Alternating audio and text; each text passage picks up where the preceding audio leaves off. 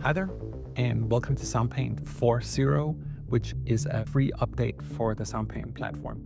And at the heart of it is a brand new technology that we've developed called C.A.F. C.A.F stands for Capture Analog Filter, but it's really also an homage to all of us that are caffeinated constantly and with a particular focus on coffee. I like to use the coffee analogy to describe vintage synthesizers. I can have the same handful of coffee beans, but depending on how I brew and filter those beans, I can get completely different tasting cups of coffees. And I like to use that analogy about vintage synthesizers. We're pouring the sound through its filter, the filter being the heart, the sonic soul of the synthesizer. So with C.A.F, we can now capture the essence of any vintage synthesizer that we desire. So it could be a CS80, it could be a Jupiter 8, it could be a Juno 60, it could be a MS-10 or MS-20, it could be an ARP 2600, a Prophet, it doesn't matter.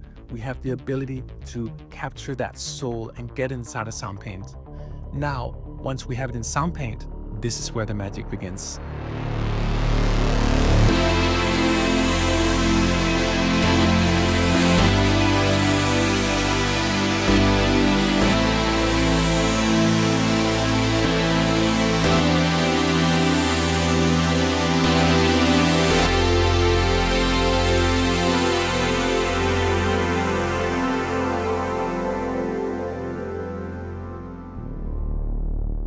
Analog warmth. The sound of two CS80s just sweetly dancing together. Like, how beautiful is that? But in Soundpaint, I can make it even fatter. It's actually an idea we got from the CS80 itself, where you can shoot sine waves in parallel with the normal oscillators.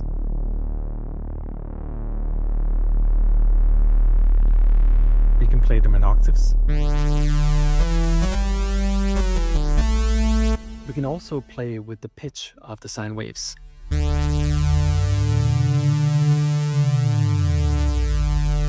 Or like experiment with micropitch.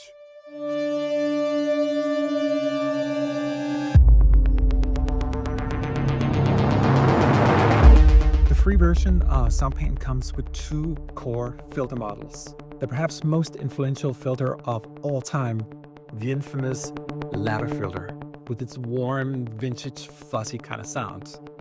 But to pair it perfectly, like a perfect dinner with a fully matching wine, we also offer the gorgeous SIM filter for free, that fat, expensive, dreamy kind of sound. The free mood filter with its 70s warmth and the OBHM filters comes for free in Soundpaint. These will be supplemented by other synthesizers, for example, the MS-10, the Juno, the Jupiter 8, the 101. We got models for the CS80, the ARP 2600, and so forth coming very soon. Here's the free mood filter, but applied to two Juno 60s.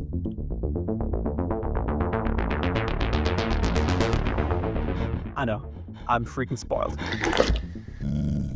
And this is our free OBHM filter applied to 4 different Jupiter 8s.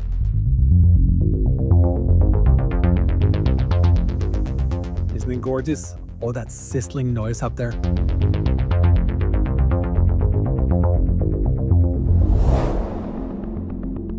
We also built all these beautiful filter presets here so you can quickly try different filter models on your program. Explore new colors.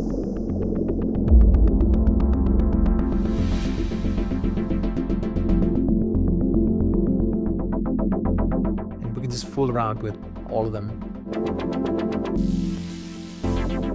And of course, you can also save your own presets. Per voice filter. When we look inside of a true vintage synthesizer, we'll notice that it's neatly organized in all these different wires and components. What we're really seeing is diversity of sound. You see, on old vintage synths, every time you hit a key, a unique filter gets assigned to it. And that's exactly what we've captured with C.A.F.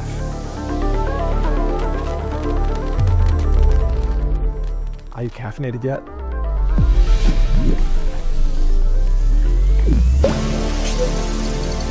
Graphical envelopes.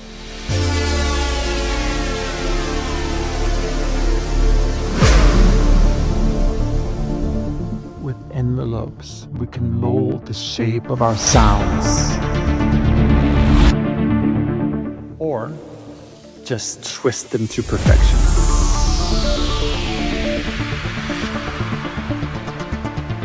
We also created this culinary set of filter tutorials, all built directly into the filter.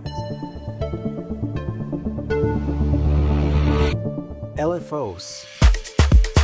Think of an LFO a little bit like your synth's personal DJ that's like constantly tweaking the sound so you don't have to. You want that wobbly bass? That's an LFO. Or perhaps that pulsing, throbbing synth in a club track. LFO, baby. Or maybe you want that classic like... That's an LFO too. It's basically what makes a synth move. No caffeine required.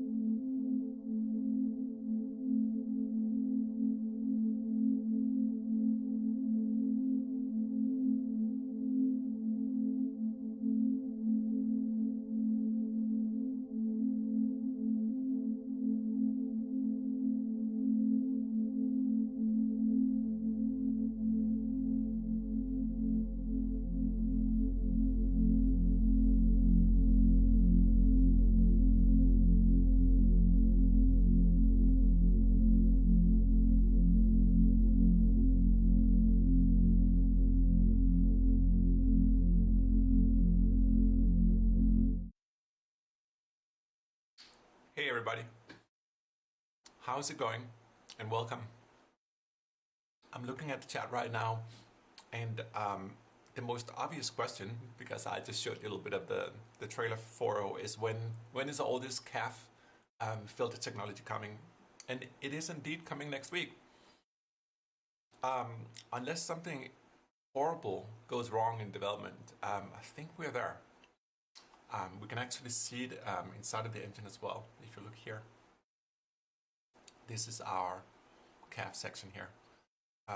It's been done for a while, but with beta testing, all that stuff, there's a lot that goes into it. So glad to see you guys. What a week it's been. Tell me before we get started, how's your week been? I feel like every week right now is maybe it's because we're in development. Is very intense, but in a beautiful way as well. We're really just slowly chugging our way through things, and we have so much to talk about today. I want to learn a little bit from every week in terms of trying to improve the live streams. So in this week here, I just briefly want to talk about the agenda, and then we're going to get into it. There's a couple of different things I want to talk about. The first one here is just us talking about socials. I had the team gather a variety of comments from socials that we'll be starting with. After that, we're going to be playing with the Mandolin, which is this week's release. We're going to be listening to some of your demos, in which case I'll be posting some URLs from Discord. We can listen together. And then I have something called patchwork. Every week I create a variety of new patches, and this is just sort of the place where we do that, listen to new patches. And then I love last week we had a variety of like AI kind of talks. So for those of you guys that want to hang on to the end of the stream, we can talk a little bit about what's going on in technology, since that's where I spent and breathe and live most of my life. But I'm so glad you guys are here. It's such an honor to have these conversations. And with that said, starting with conversations, I say let's get into the socials a little bit here. As I mentioned, I had the team gather a variety of comments, and I thought it could be interesting just to try to go through them, because there's been some interesting ones, and there's when it comes to instruments, there are different philosophies in terms of how to record them. I'm a fidelity whore in the sense that I love realism, and I always try to pursue emotionally gratifying realism in anything we do. When we got some of the comments we got this week, it's an amazing opportunity to talk about sample philosophy. Now, there are so many beautiful instruments out there, and I'm not claiming that I know the best way. The only thing I'm claiming is just I know the way for me in terms of what appeals to my ear, what works musically. And when it comes to certain types of instruments, for example, strummers, we have this very interesting comment here, and we've heard it a couple times this week where someone says, it sounds amazing, but unfortunately these strum and phrase libraries aren't useful to me without native tempo syncing to the DAW. And that makes perfect sense. Things should natively be syncing to the DAW. I get it. That's how it's been done for so long.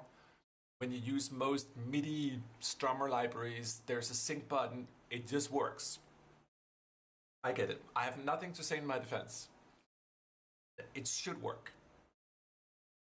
Problem is that when we lock music to a grid, it's a little bit like me speaking in perfect kind of like grid kind of chopped ways. I might as well be an AI trying to stutter my way through the grid of quantization. It becomes robotic. So for me, every time I put something forcefully on a grid, it dies a little bit. And with this sample philosophy in mind, how we like to do things and how different developers like to sample, I'm coming from a tradition of like true acoustics.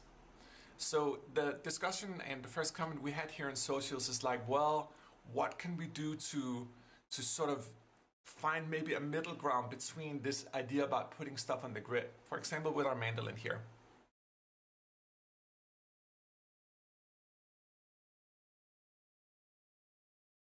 This was recorded natively at 75 BPM. It'll work it if you use that way. But the question is like, well, what happens if I want to use another BPM?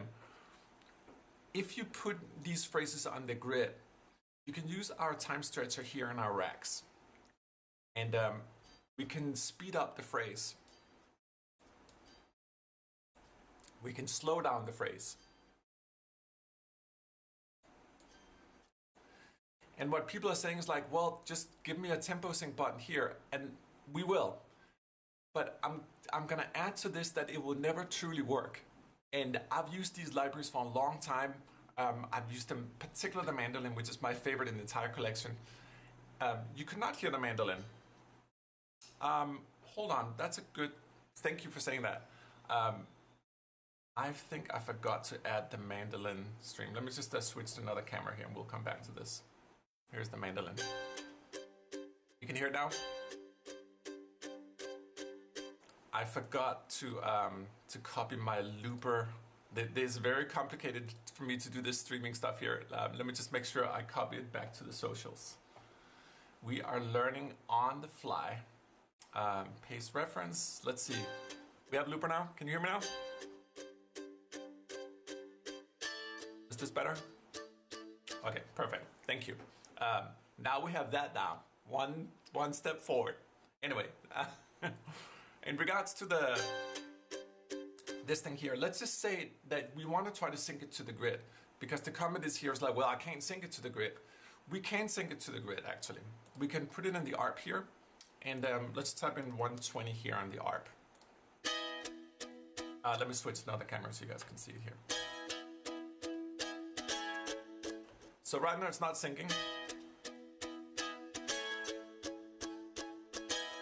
Even though that's kind of a cool groove actually. My voice is very quiet today. Okay, let's try to get the voice up here. Is it cooking a little more now? Is this better right now?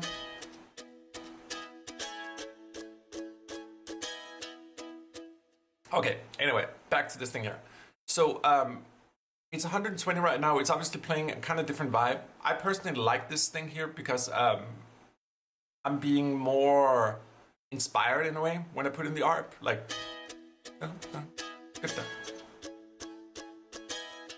so it's too loud now. So my voice is too loud now. Okay, I can see the meters here. This should be way too loud now.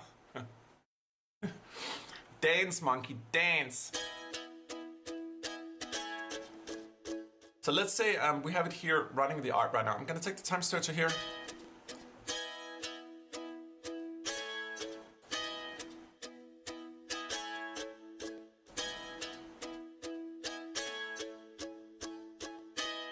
And it can kind of be funny just to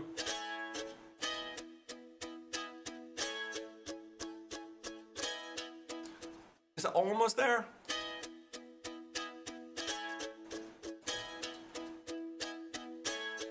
There it is. But you hear that? You can hear a little bit like it's almost there. What I'm saying is that we are putting it on the grid right now. We're triggering it exactly like how it would be triggered in your DAW. And even that said, and we can dial it in a little more, but it will actually never completely fit the grid. And one might go like back to the social comments like, what the hell? Like, why would you release something that can't fit on a grid? You can trigger it on the grid, but this is a real human playing. And with real humans come real imperfections. So if you want real strumming in your track, don't put it on the grid, just trigger it when it fits. It may be that you put it on the grid and you get a little bit of variation every time. But this notion about DAW syncing, forcing it on the grid, means that it will always play exactly the same place. This is a real human being.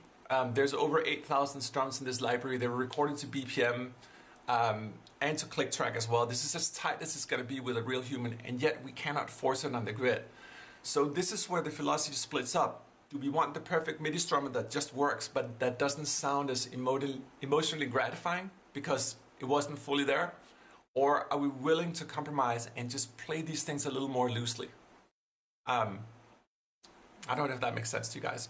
I'm just saying, if you want to try to put it on the grid, you can. You can use the arpeggiator, and in conjunction with our time stretcher, that's exactly the same as DAW sync. We will be adding DAW sync to the time stretcher, but I can't promise you that it's always going to sync, because that wasn't the intention either. In fact, the intention was to try to get it as tight as possible, but when a real human is playing to click, I feel I'm rambling way too much over this post here. It's just, we got a lot of feedback on it this week.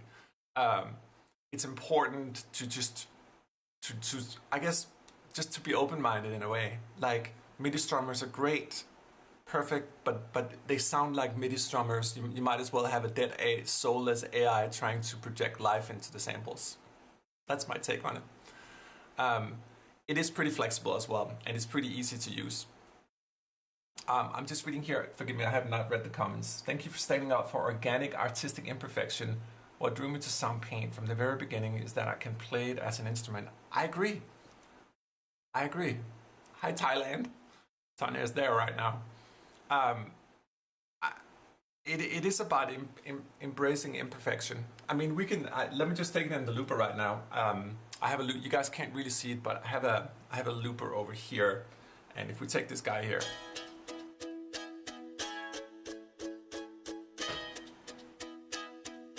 Let's see. Did I get it? Okay, here we go. So it's just cycling in the looper right now, and it just sounds alive. And we can just load another instrument easily on top of it. Just pick one of my favorites here. Let's see. Make this a funny DX7 kind of thing.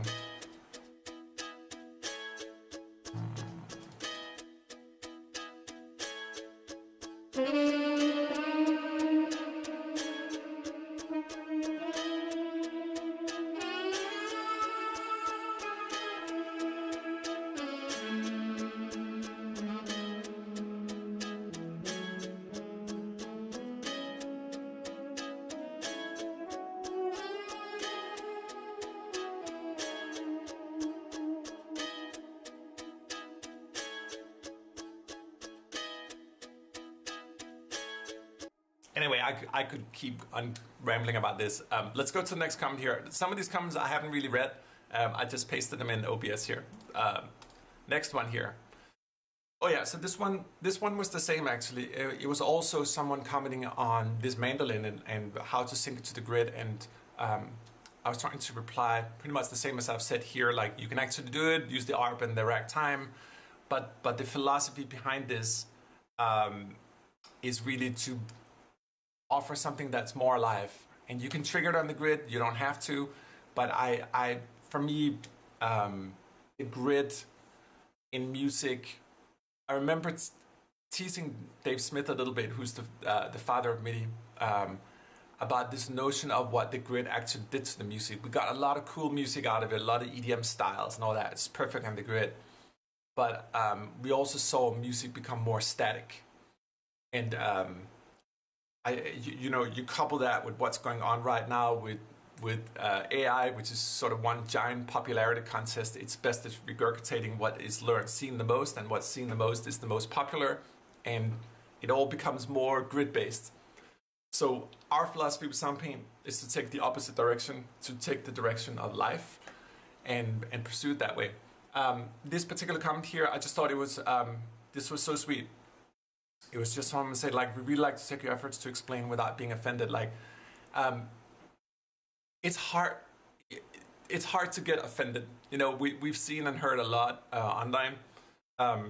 We had another gentleman this week who also spoke about it, who ended up retracting his comments from socials because I was just trying to explain as well, and said, hey, you can just delete my comment. And I think that's the way to go. Like, let's have an honest, genuine discussion. Like, it's not perfect. And the mandolin I just showed you, while it's sampled in the way I would like a mandolin, it's not perfect if you want to force it on the grid. You can, and you can use the time stretcher, and I've used it on the grid in the past as well.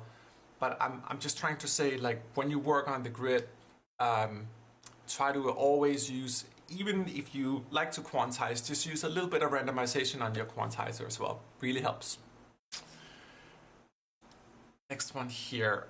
My approach very much depends on the idea I have in my head. Sometimes I load an instrument in random to see where the voice leads me. Other times I have a pretty solid concept and pick up the instruments that'll fit the sounds I have in my mind's ear. How beautiful is that? I mentioned it last week. I love the word heart. And it's funny, every week it gets a little more complicated. We have heart, and within that we can hear, and within that we have ear, and in the last part of it we have art. So it's so many words that mesh together, combined in one genius word. And I feel the same. Speaking of the randomizer, let me just switch back here and let's try to randomize a little bit here. I'm gonna clean out the instance here. I'm gonna go into parts mode, and I'm just gonna take 2 parts here and roll the dice, and we're gonna get a random instrument. Okay, a violin ensemble and cymbals. Let's try another one here.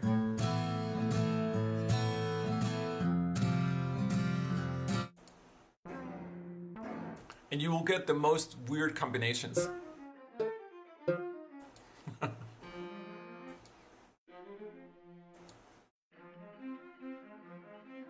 Oh. So glockenspiel and arpeggiations for violins. It's kind of beautiful. I like this.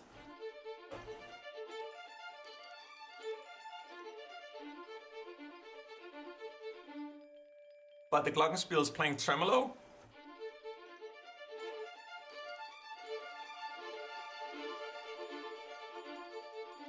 It's kind of cute. Roll the dice again.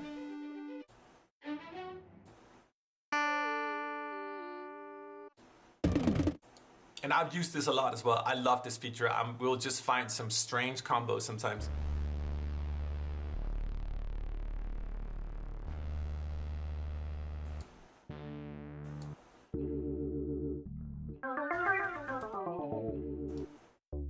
And sometimes you're just gonna have I'm gonna keep clicking until we find like happy accident.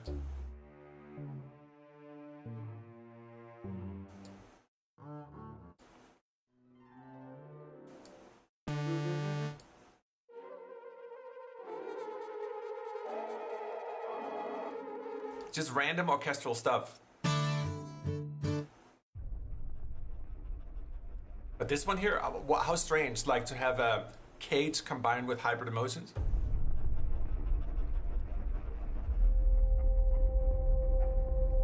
I mean, that's something.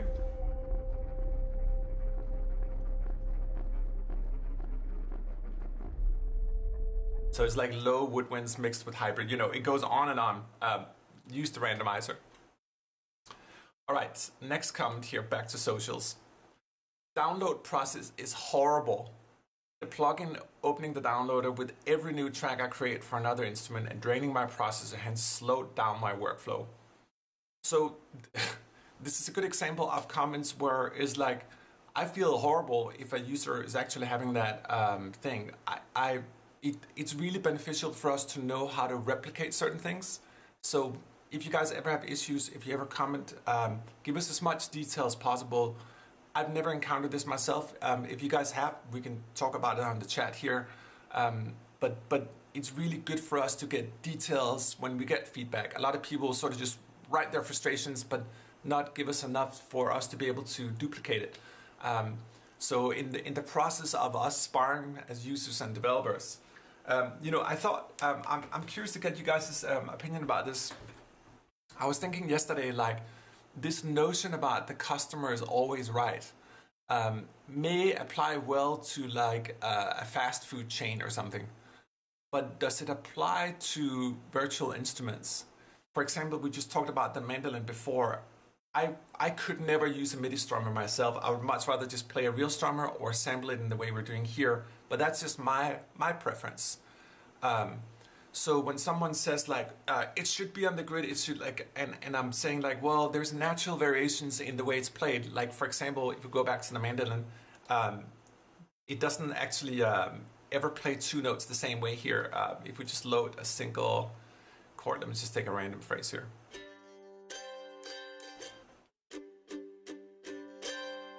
These are round robin based.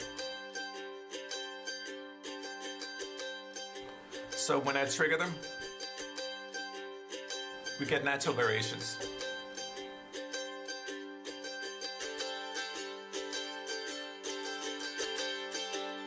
You know, and even though it's recorded to 75 BPM and Frederick, who recorded, is a great player, sometimes it might be 75.1, sometimes it might be 74.1, whatever. And because it's round robin based, the strums are never going to fall exactly at the same place.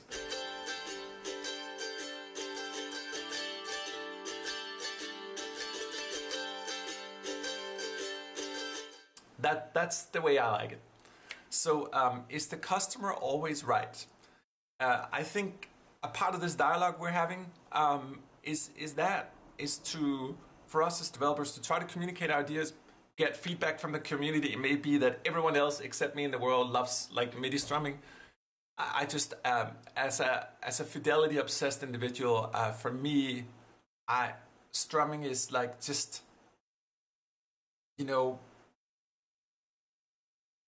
it's impossible to sample in a way, because the motion of going up and down the strings, and you only hit certain strings when you come up and down, and keep muting with your hands and opening up, it's not conducive to the keyboard. So yeah, a lot of strumming talk this week apparently. Next thing here on socials. It was great, and I know the community enjoyed it as well. It's a great opportunity to pull back the curtain for current users, watch the eyes of those who might be in the window of shopping bar interested in seeing the concepts behind Soundpaint.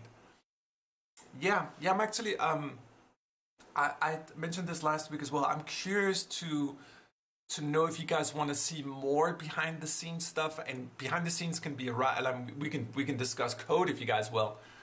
You know, where are we?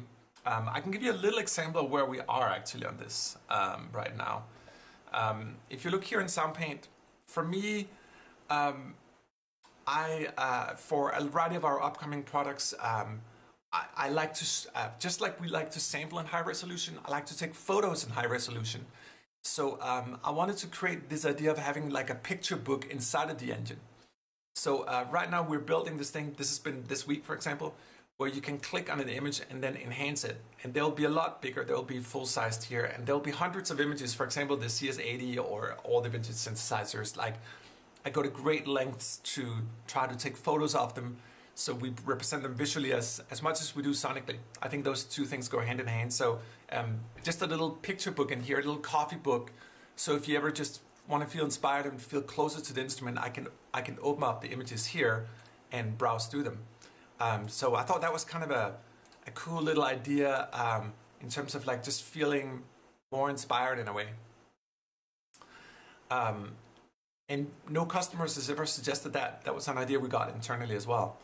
I just say that because I think it's a balance between listening to the community and have these honest discussions, and sometimes like we get a slap over the fingers. I've ventured too deep into the forest. That's fair. We should learn. For example, key switches that we're looking at right now. When we created Soundpaint, I was like, we're never gonna have key switches, and the team was kind enough to allow that opinion to. But over time, we hear from you guys, and we're like, we want key switches. Fine, we make key switches for you. We actually make them so you can combine as many key switches as you want.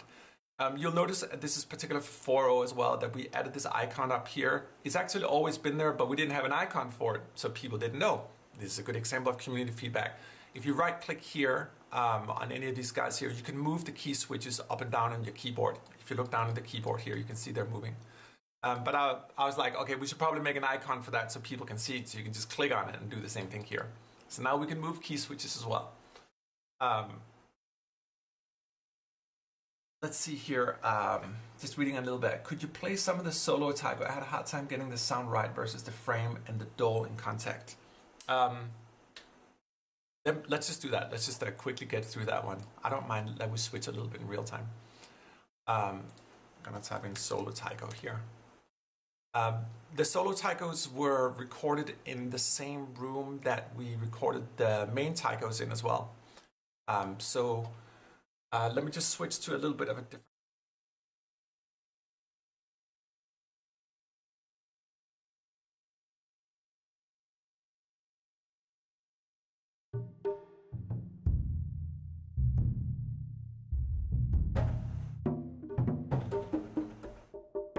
So tell me, Jared, like what, when you say you had a hard time making sound right, these are solo taikos, they're recorded in the same room. What are you looking for? What didn't fit right for you? You may know from me, I'm purely, now we've got no voice. No, you should hear my voice. Oh, it is because it's delayed right here. Lost voice this time. Let me hear, you got voice right now, right? Because I can see it on the meter. You got my voice?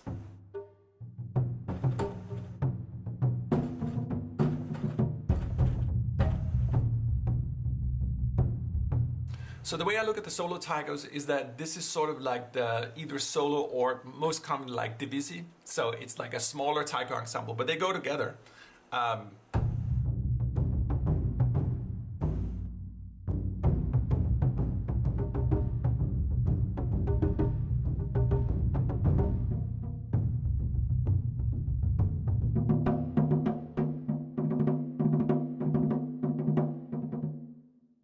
It's kind of funny with taikos. I always saw them a little bit as a drum kit. Like we have like our bass drums, our O daikos. I mean, oh, this sound.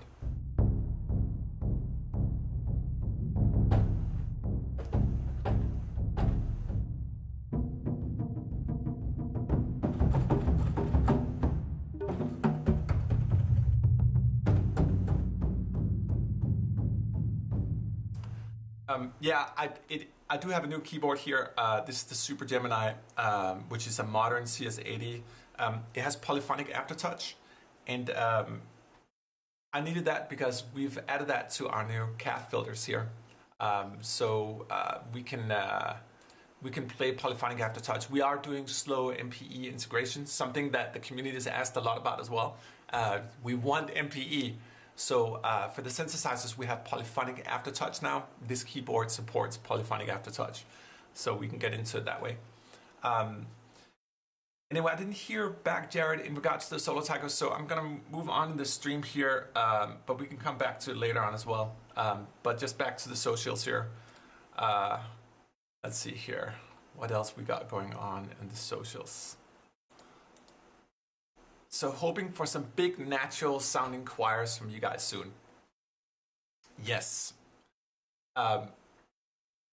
It is true that we need choirs. And my face disappeared here. Yes. I agree. And I think we all agree internally. So to offer you a little bit of perspective on why we haven't released choirs yet. We even have an empty category in Soundpaint for it, which is a little bit sad, and it's been hanging there for quite a while up here. Why is that? Well, when you're in development, you kind of want to try to do everything at once, I suppose. And with the choirs, we were like, well, we need to have a high resolution time stretcher, and we need to get size down in the libraries as well, because these are just generally larger libraries as well. So for me, we had to wait until we got it done. And as a part of our C.A.F, our new filter system here, Capture Analog Filter, we now have high resolution time stretcher. We saw it a little bit here on the mandolin. If I just switch over here, we can use it here. It's crucial for choirs, particularly because just like the mandolin, I like to record full phrases with the choirs. We have many different choirs singing in different ways, all that stuff, but we needed a high resolution time stretcher. So that's why we haven't released it so far. We could have released it, but it would have been very big in our old file format, and we wouldn't have had the abilities to time stretch the way we do. So that's the reason for that. But it's a good question, and it's one of those things where it's hard to communicate as a developer sometimes, like why we have to make these painful choices. Like it took a year almost to build the time stretcher. I didn't expect that. Time stretching is very, very complicated, particularly because we wanted to have one that is not so hard on your computer. So it just takes time sometimes. So that's why. But we are coming soon. We actually have, I think next month and the month after, we have the first choirs laid out. So yeah, they're coming. Let me just read quickly here on the chat, see if I missed anything. Someone loves their Gemini as well. Yeah, I can't wait to have Poly and MP in Soundpaint as well. We're gonna get there. Just like the time stretch, it's just about like, what do you want to do first? What's most important? How do you prioritize development? Someone mentioned the downloader earlier. Well, we built, as you guys may know, we built the downloader into Soundpaint now. So it lives inside of your application here. You just click up here, and you have access to the downloader. It's just a single click. That's the way it should have always been. But in the beginning, Soundpaint had its own downloader, blah, blah, blah, So we live and learn as developers as well. Developers. Here's another comment. Someone is talking, to get the sax to sound like Paul Desmond, yeah. It's something we've covered in other live streams as well. It goes a little bit together with the mandolin talk as well. We have different kind of saxophones already in Soundpaint. Each of them speaks different languages. Let's just quickly go into it actually. If we, I'm just going to type in sax up here, and we're going to try a couple of different ones. I might type in legato as well. And dear Lord, do we have legatos here? So if I play this guy here, it's going to load one here. Well, this is actually a combination between sax and trombone, but this is our fire saxophone.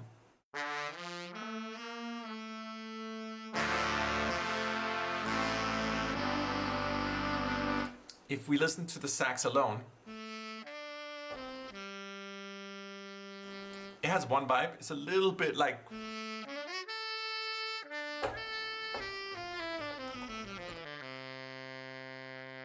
That's one style. And this is more for like pop or Latin music. But let's say you want to have like a darker kind of baritone vibe. Like, well, then you need to record a baritone sax.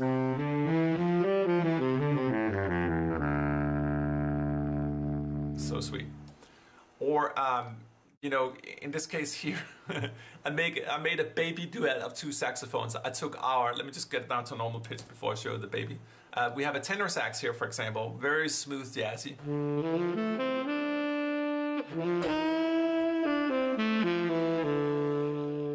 And then we have a soprano sax over here.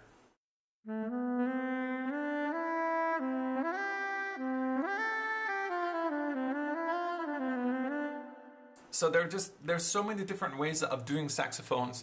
I know Marissa suggested this is a point we need to do crazy sax, like that kind of style. We need to sample for each style, and it goes to show again this sort of sample philosophy. If you ever think of buying a library of any instrument, really, in my opinion, that is more nimble in its nature, see if it appeals to the style of music you're thinking about, because no great library will be able to do it all. Acoustic instruments are far too complicated to be able to just be captured in one. With our instant guitars, and for example the mandolin here, it's really an attempt to sort of broadly encapsulate, okay, what would I do for most common styles of writing? For example, when we have the different rhythms here, these are fairly common rhythms. More country inspired.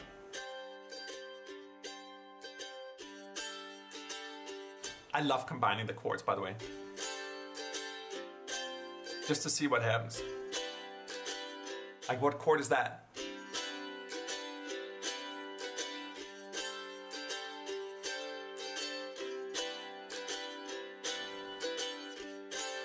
I mean, that's a song right there. Let's see if we have a few more. I think we're through most of the socials. Just to wrap it up here, we have one last one here. I can't understand why all your audio examples are always mixed. Aren't people who are serious about buying your product wanting to hear solo sounds from the instruments? 5 examples are all, yeah. You know, this is an interesting comment. It's something we've gotten over the years, where people don't want to hear the demos so much in like a sort of a contextual version. They want to hear them more exposed. I suppose that's why we have the live streams as well, so we can listen to things exposed.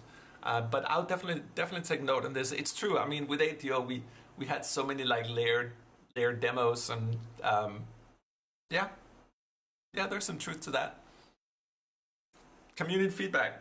We live and learn. From my point of view, I want to have a couple of demos that can be layered and are super inspiring, and everyone's showing off their compositional ambitions. But I also need just some straight, like raw local samples so I can hear what on earth it is that I'm considering buying. So yeah, this is good feedback. It is. So this was the first chapter.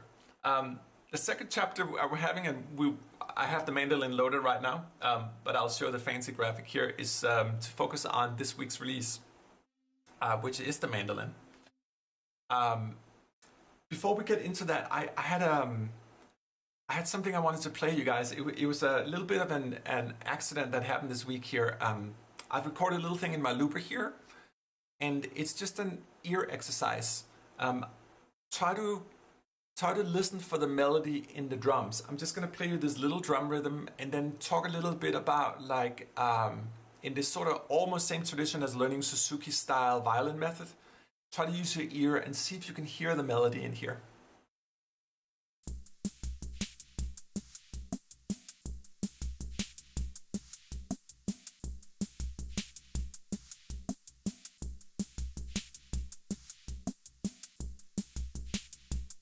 Are you only hearing drums, or do you hear a melody in there?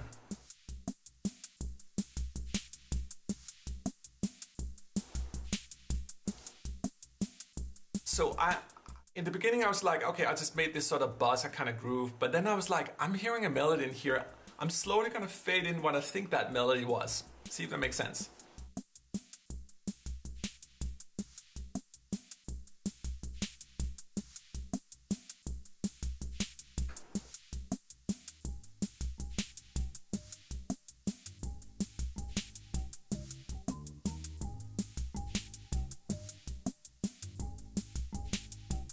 Do you guys hear it? We just listen to the drums again.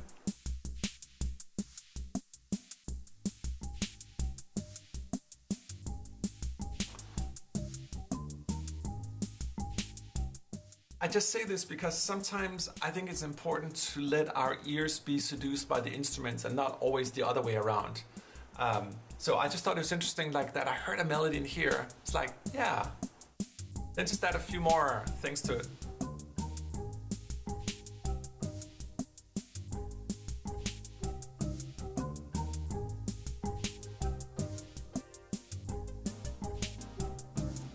Cheers.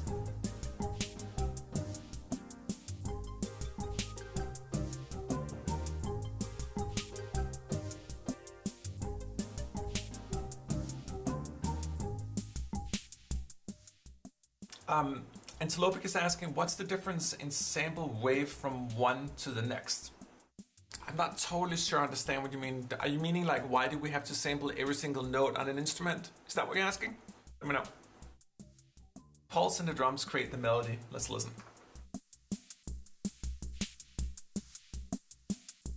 There's just something, I just hear tonal components in there. I didn't hear it in the beginning.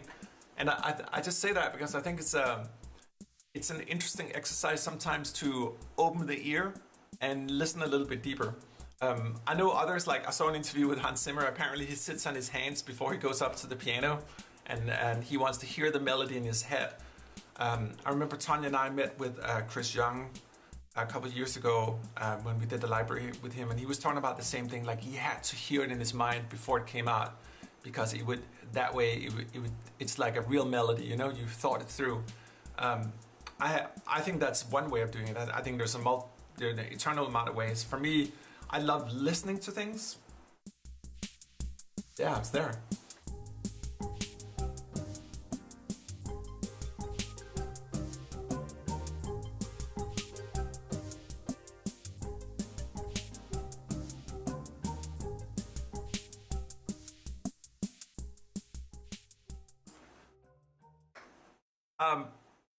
That was just a little bit of intro. As I said, it's time to talk about this week's release, the mandolin. Feel free to keep asking in the chat and all that. I'll keep an eye on it here. As with all our instant libraries, and you can see they're starting to pile up here from 12-string to acoustic, dobro, electric, and mandolin. All these libraries are completely symmetrical. So we can actually align multiple instruments together. But just staying here on the mandolin alone, let me start here with the strumming parts. We made some key switches where we have multiple rhythms laid out in multiple chords. And let's just mandolin a little bit here.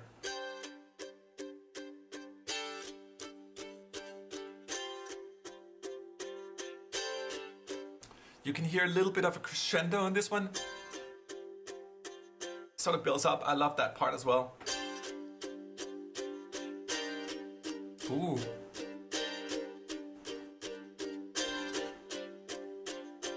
Let me try to throw that in a looper. I'm just going to turn myself off for a second here and just loop a little bit. So when you hear things going in circles, it's because it's running in my looper. By the way, should I get a looper camera, or is that too excessive for you guys? Like I'm thinking about, like, do we need more? Do we need more cameras and angles? Like, is this not enough? Do we need more? All right, I'm gonna try to loop this mandolin.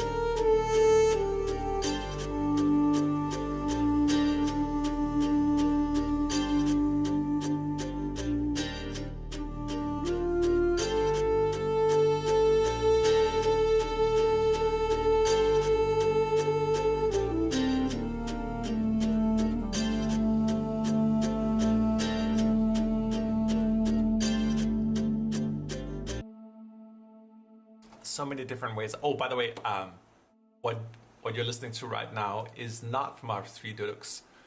I was lucky enough to record a gentleman who comes from a long lineage of Duduk makers, as his father is one of the main Duduk makers in Armenia, and we've recorded a really extensive Duduk library. For me, I felt we needed more Duduks.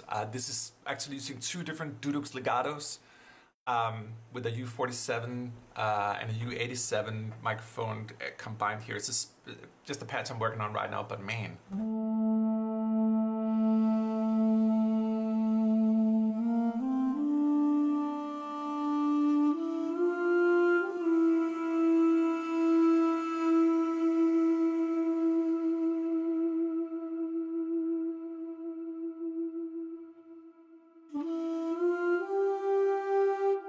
It's also one thing that's interesting is to hear like what does it sound like if you had like an ensemble of Duduks. Because we have true polyphonic legato, we can try it out.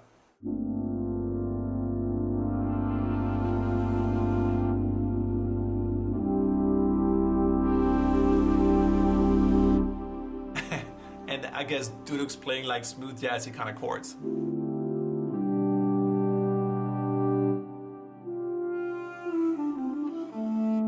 Anyway, that's for a different day. Let's get back to the mandolin here. I easily get moved away and easily distracted as well. Yeah, it is more expressive. I can't wait to show more. Like the three Duduks are great as well, but sometimes we have to go even deeper. And you'll notice with Soundpaint in particular that we will be coming back to certain things sometimes that we just, for whatever reason, didn't fully capture the first time around. It's happened a couple of times. It'll happen again. And then it's also sometimes like if we really nail it right, like could we even do it better? For example, our 1975 guitar, which I love, we went back and recorded it again because I was like, well, I would love to have it with more legato and all that stuff, but the very same sound. So for me, at least in my journey with instruments, I keep being more and more humbled by the acoustic reality, the complexities of acoustic reality. For the same reason, I'm getting more and more disappointed with AI. It's sort of, I feel it's sort of gotten a little bit stale. It was so promising in the beginning, but the way it's developed, and especially the way people are making it into just bad tools, is not really that interesting. And artistically, it looks and feels and smells more like AI all the time. In the world of music, for me, it's like sonic Febreze. For those of you guys don't know it, Febreze is this sort of artificial smell thing. You can get like burnt vanilla, whatever, and put it in your outlet. But for me, artistically speaking, for the higher arts, it's really not that interesting because it can only reproduce what it's learned, and it's only learned what's popular. And if it was popular, it's already old. So we're not really pushing the arts forward anyway. Why am I talking about about this in a mandolin stream? Back to mandolin. I mean, this one here.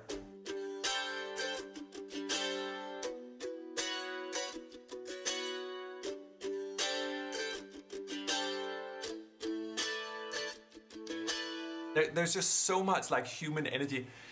We can use our new C.A.F filters that's coming next week on the mandolin here. Let's throw like a Moog filter on and see what happens.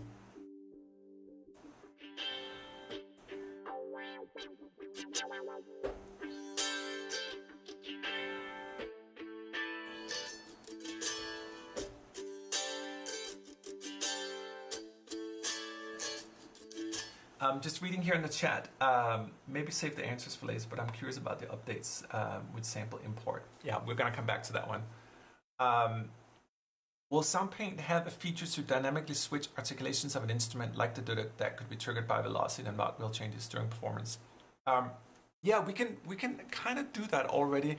You know, we have key switches here, which you can set any way you want.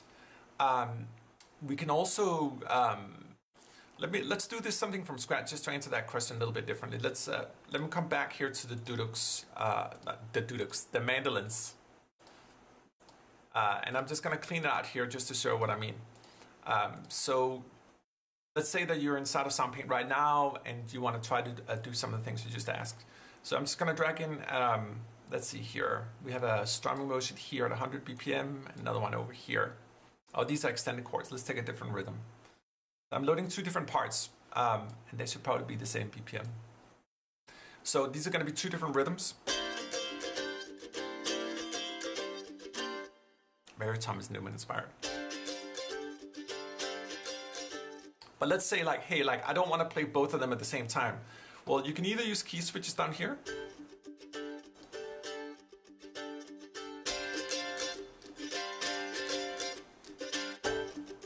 I mean, try that with a MIDI strummer. All right.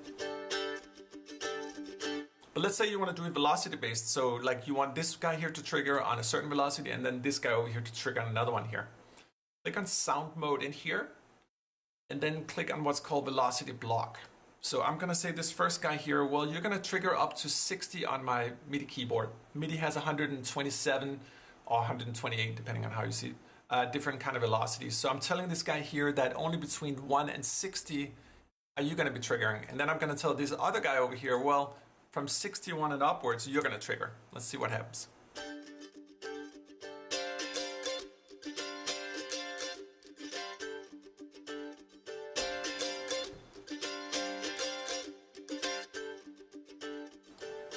Now, it's happening right now. It just occurred to me that it's not totally visually showing up. And I think we can work on that. It would kind of be nice if it would switch here, but it is doing it.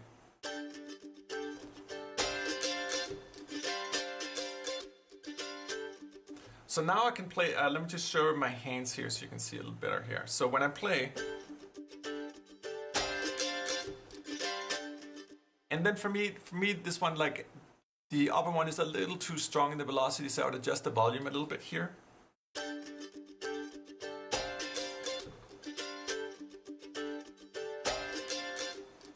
So now it's velocity based, and you can build multiple. If you want to add like 8 of them in there, you can, so they go through all the velocities. We can associate it to mod wheel. We can virtually do anything we want. But sound mode here, I think, escapes a lot of people, and perhaps for good reason. Maybe we need to show it more. But that's one way of doing it, or two ways of doing it. You can use the key switches too. And as I mentioned, you have this icon here, so you can go up and down the key switches too. Did that make sense? If not, just let me know. Just checking here. Visual cue switching would be very helpful. Yeah, I agree. I agree, David. Like we should do that. What are we thinking? What are we thinking? More caffeine, perhaps.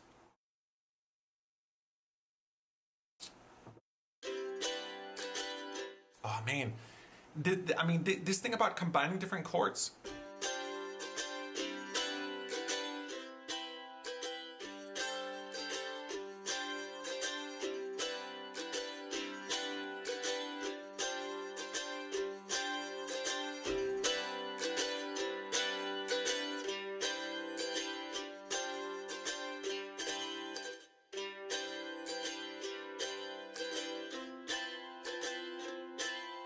I really shouldn't be doing this, but as someone who doesn't know any music theory, I'll happily play multiple chords together, even though I have no idea what I'm doing. But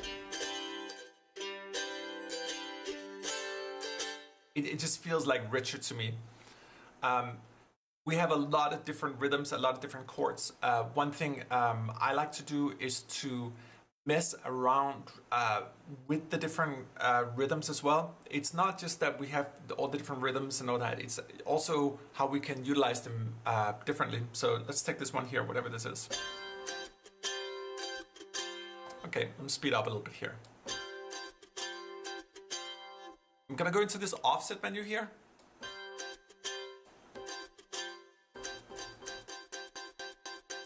Right there.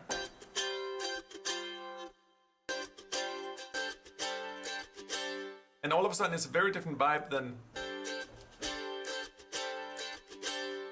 So we can look for different rhythms inside of the material. Like this one, it goes like doom, da, da, da, da, da. So I just want to cut off that first like doom and then just go straight to the do, da, da. So we start on that one here. Let's find it.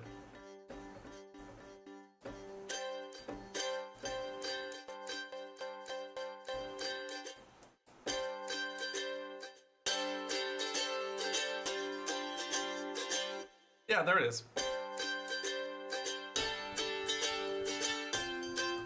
It's a little bit harsh, maybe, the way it chops. And you'll see I'm using my ear here, God forbid. This is another one. So with offset, like, it would kind of be nice to have a waveform so you can see how you're chopping the file.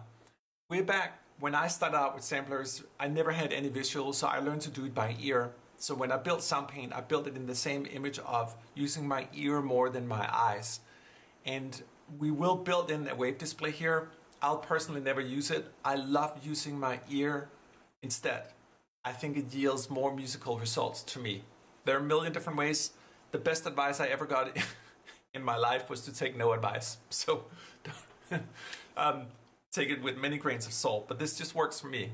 I like to just listen, and it also keeps my mind more open.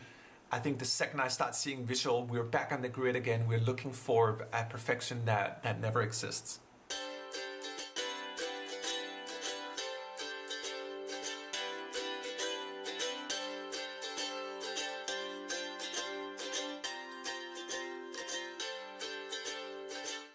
I mean, and then we have, particularly from the mandolin here, we have all these additional, like, very Thomas Newman inspired strums. I love this. It's one of my favorite aspects of the library.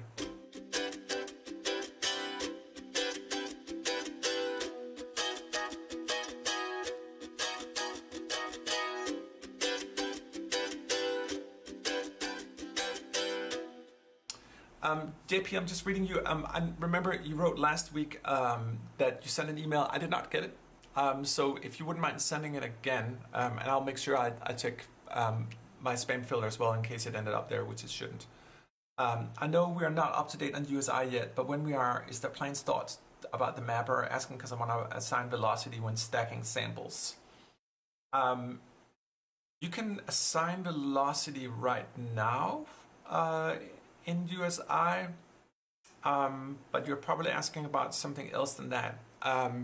We have a much more advanced editor that we use internally called ACE, and our intention is to slowly reveal that more and more to the public. We're still working on it. We want to have a tool that is as beautiful on the inside as it's on the outside, and right now it's not, so we're working a little bit on it.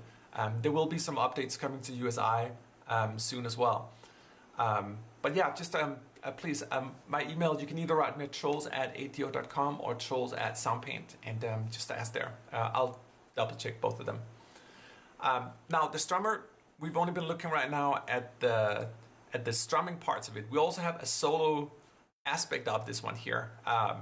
So with all our instant libraries here, we have both strumming and solo. So this would be the solo version of it. Just switch the angle here for a second.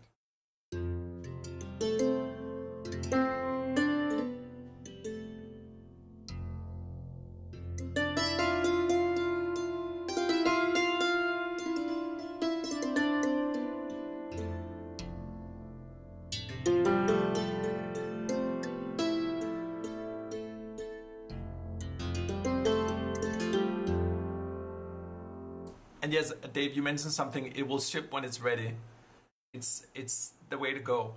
I completely agree with that. I used to be of a different philosophy that it needed to go through focus groups and user groups and all that stuff. But I have to agree with you. It is ready when it's ready. And the time stretcher here, for example, we could have released it many times, but we didn't. It wasn't optimized enough. One thing we never talk about with the community, because you guys shouldn't have to bother with this, but it's stuff like optimization. We spent an enormous amount of time discussing, reworking the code. The time stretcher is actually being reworked one more time to be even more optimized. We want to try to have the fastest possible engine. But the only way to do that is to be patient sometimes. And as someone who's notoriously impatient, this is very hard. I don't own a bone of patience, but you learn the hard way, because if you release something too soon, you're gonna get heat as well. So over time, the mind calms down. Anyway, this was the mandolin with the 1928 piano. It just works so well. I made another patch here which has two different mandolins playing in stereo.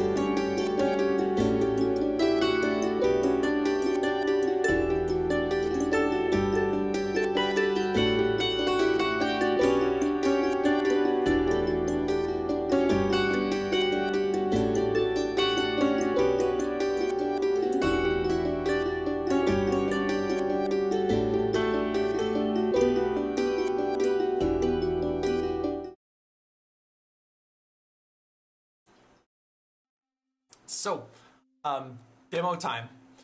Um, I haven't fully prepared for this one, so this is going to be a little more impromptu. Marisa, would you do me one favor and just post a couple of the user demos in the YouTube chat, and then we'll just listen together. This is a new segment where we are just want to give or offer feedback to anyone who posted in Discord. I know some people posted there, and Marisa, if you hear me on this one, if you're still here, or Eric, if you just want to copy paste a demo track in the YouTube channel, and then we'll listen together. And before we get into that, let me just preface that my opinion or anyone's opinion, it's just that of one person, and ultimately, whatever we do, we just have to feel good in ourselves. I find music for me more and more is more of a dialogue with myself. I'm trying to create the most beautiful things that I can, and sort of explore the boundaries of my own mind. What is feedback in music? Like how. In a way, I almost think that social media made music worse, because we're commenting so much. Like, it should just be a listening exercise. If you dig some shit, you like it. If you're not, like, let me ask you guys otherwise. Like, for me, I can't say there's a lot of music that I used to listen to that I'm still listening to. And the stuff that worked in my 20s or my 30s is different than 40s or whatever, 50s. We each have different soundtracks of our lives. Why would one be better than the other? So I think for me it's take it all with a grain of salt, and especially my feedback here. The only thing I think I keep coming back to, and this is at least for the last decade and a half when I've been offering feedback, is to get people off the grid. That's probably one of the main mantras, and samples is already a reduction of acoustic reality, so getting it into the DAW and putting it on a grid is now further reduction. And the way I like to think about it is like trying to figure out like how can we unreduce it, how can we get back to the real cooking. For the same reason I'm using a looper here as well. It's just more alive. So yeah, that's more or less what it's about. I'm looking here at the chat. I'm not seeing a link right now, but I can jam a little more with the mandolin while we'll figure out the user stuff.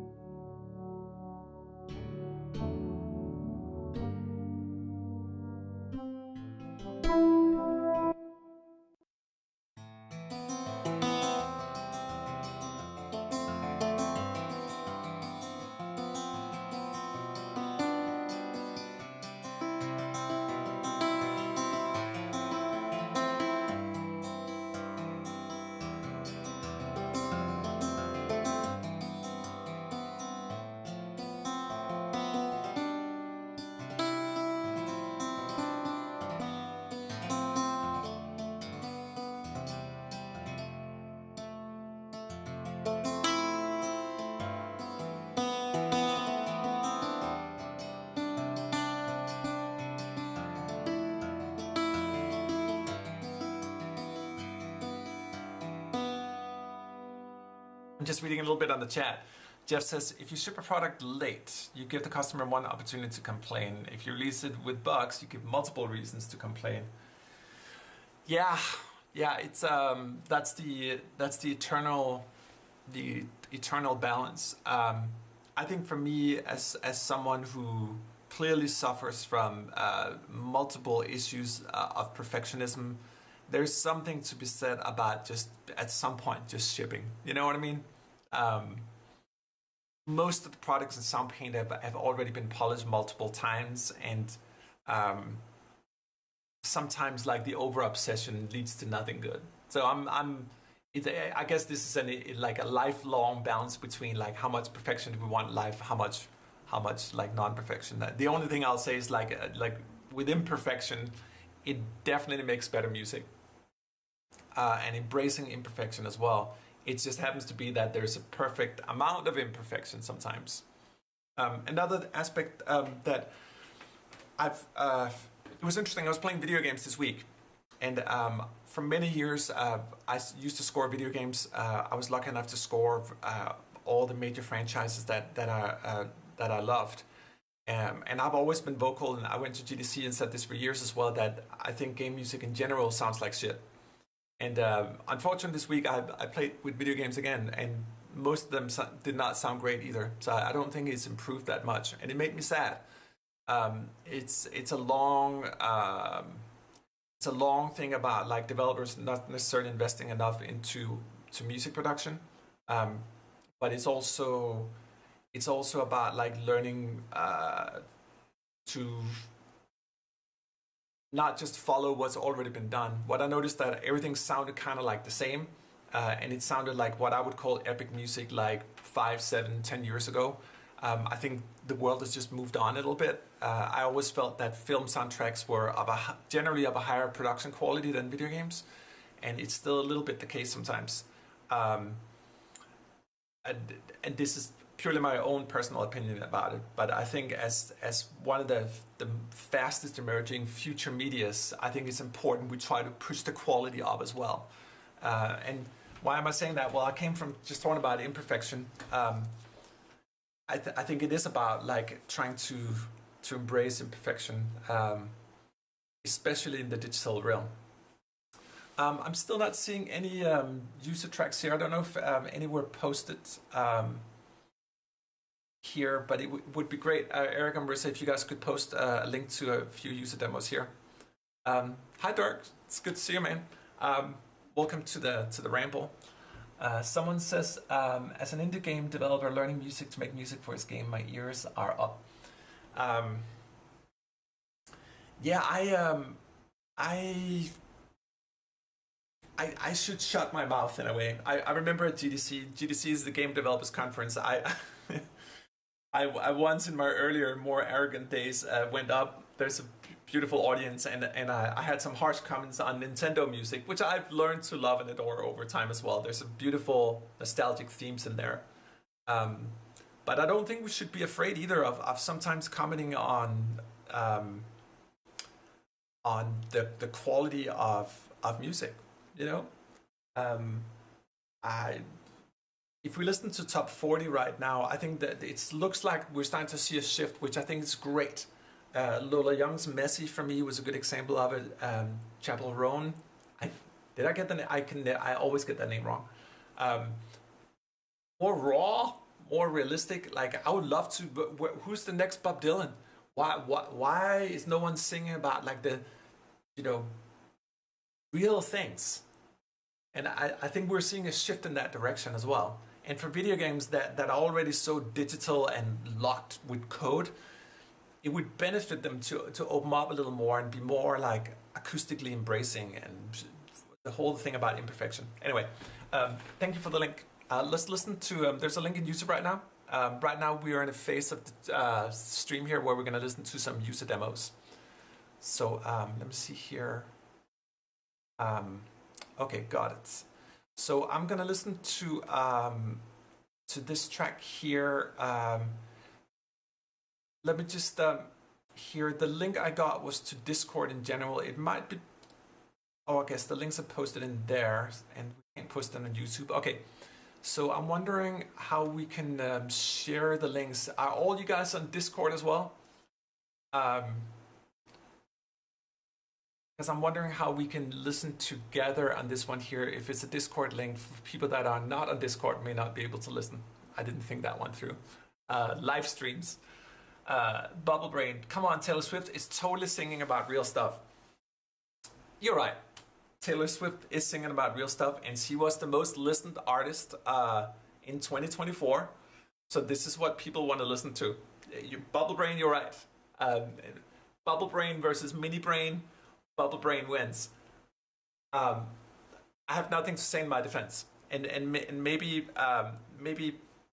maybe that's just what people want to hear, and maybe I'm just like sadly nostalgic. I think, particularly as the world goes through whatever it's going through, that the arts always played a significant role when the world was changing, and I find that pop music is almost like it's like, oh, we just don't want to deal with it. Like I just there's so much pollution and noise in the media that I just that's not for us, you know. But I just feel different.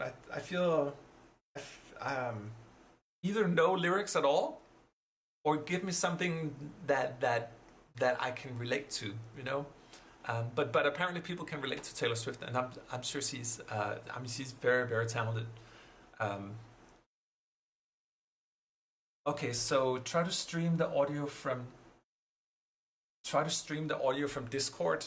I wouldn't have no. I mean, I guess I can try to download the track here. Forgive me right now. We're just in real time trying to figure out how to have these different user demos here. Let me see here if I can do that. Dance, monkey, dance.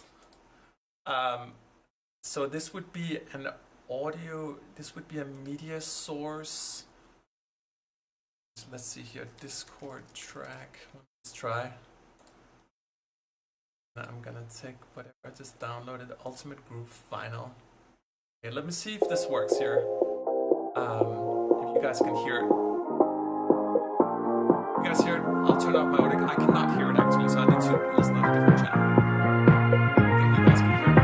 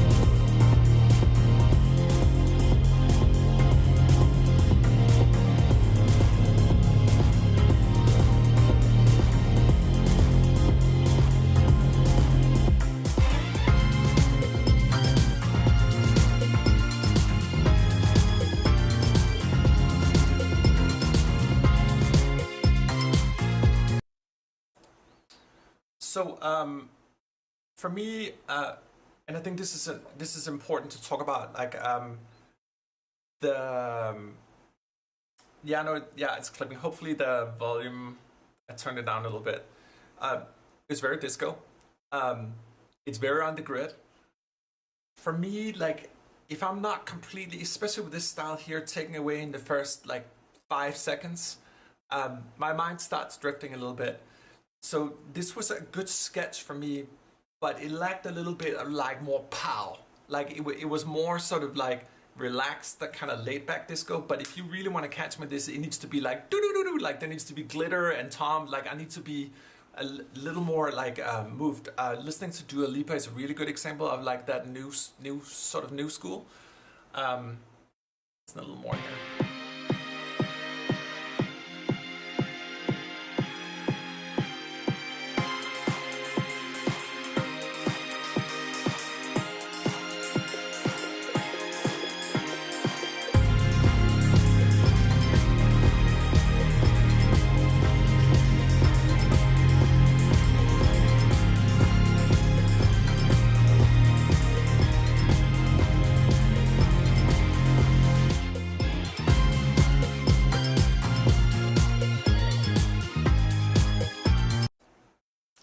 Yeah, so I'm sort of hearing the same. I'll make sure next week that we can actually listen to the same track in real time. There's just so many things going on here. It feels on the grid, and for me, it's also adding a little bit of swing to the drums. Perhaps can give it a little more life. there are just different strokes for different folks. But I think for me, like also working a little bit on the mix, which is my most eternal pet peeve. Mixing is the most underrated compositional skill in the world. I spent a year only working on mixing, and it's probably the year I felt I progressed the most. Mixing as in really making all the individual instruments balanced. Max Martin has a wonderful quote where he talks about like the art of mixing is that everything needs to be clear. So the disco strings, you can put them a little more forward. We can have it all more present, and if it gets muddy or whatever, it needs to go out of the mix. Mixing is very much a reduction exercise as well, or production exercise. So yeah, that would be my feedback on that. Maybe people can post tracks here in the chat. Yeah, it would almost be easier if people just posted in the chat actually. Or I'm gonna need to prepare a little bit better here. It didn't clip. Well, it was pretty loud here as well. Let me try another track here, and then let's go through the same thing here.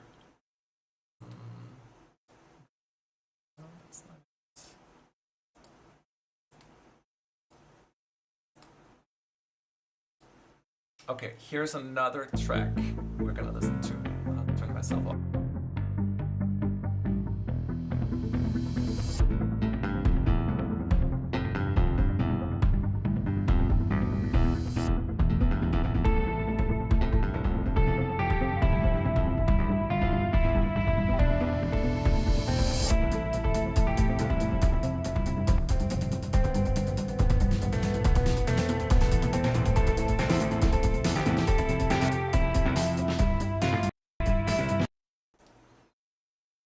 My feedback would be kind of similar on this track as well. It feels it's on the grid. It's when we work with guitars or basses or drums, for me, I try to play them in the most like musical fashion that I can. I try to get closer to the instrument. Let me just show an example of what I mean with that. For example, we had this track we were just listening to was using the P bass and a guitar as well. And if I was to just play a little bit with the P bass here, just take a top down angle here.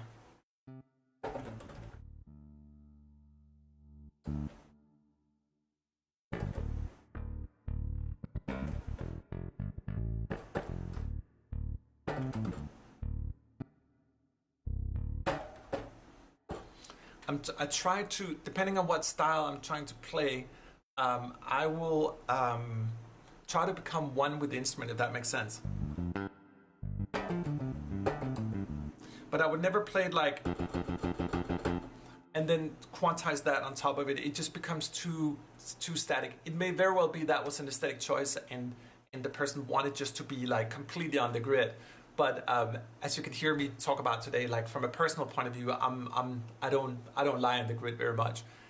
When it comes to groovy kind of basses and all that stuff, I like to have the bass. I will normally do drums before I do the bass, and then I'll have the bass sort of follow the drum groove. Normally bass drum and bass will follow each other as well. So I encourage in this example just like loosen up. Learn to work freely on the grid. That would be my best advice. I think we're okay here in regards to. I'll just copy. I think I'm finding the flow here. Let me just take the next one here that was posted and get it into Discord. And then next week I can just have them all prepared. Here comes the next one here. Let's get back into the what mode we're in.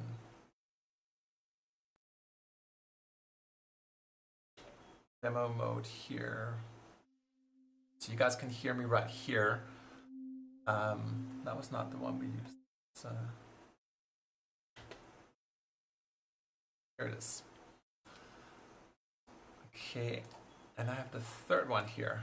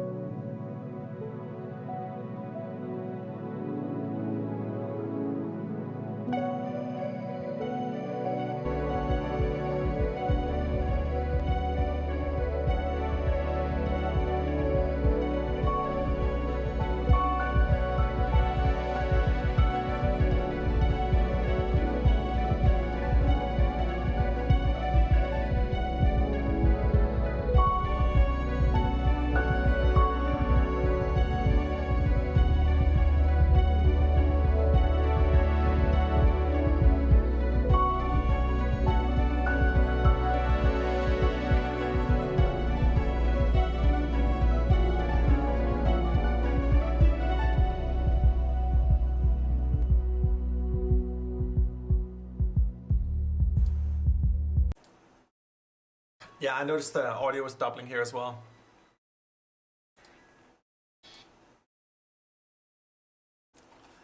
It's actually a longer track. Let me know if you guys want to listen to longer tracks. Like, how long do we want to listen for in a demo? I'm just trying to get the feel with you guys. Like, how long is your patience?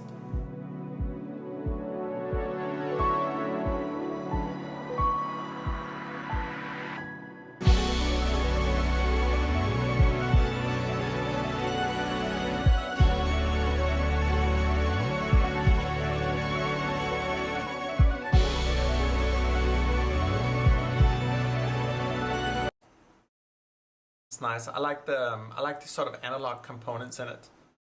It has a very sort of analog vibe to me. Beautiful intro as well.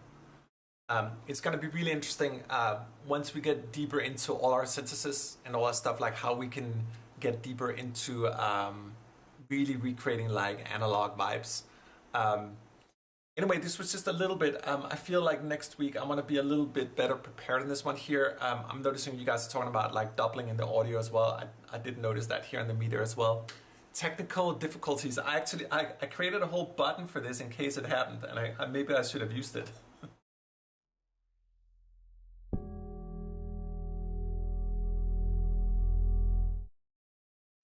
I'm just learning, but let me know on the chat like how long you guys want to listen to. For me, I normally just listen for like 10-15 seconds to something. I have a fairly good idea about it. Like if I'm not moved in that time frame, my impatient mind moves on to the next. But these are just different kind of user demos, trying to work on different things. I keep coming back to the same thing, to be loose on the grid and work on mix as well. Mix can create a surprising amount of longevity in the music.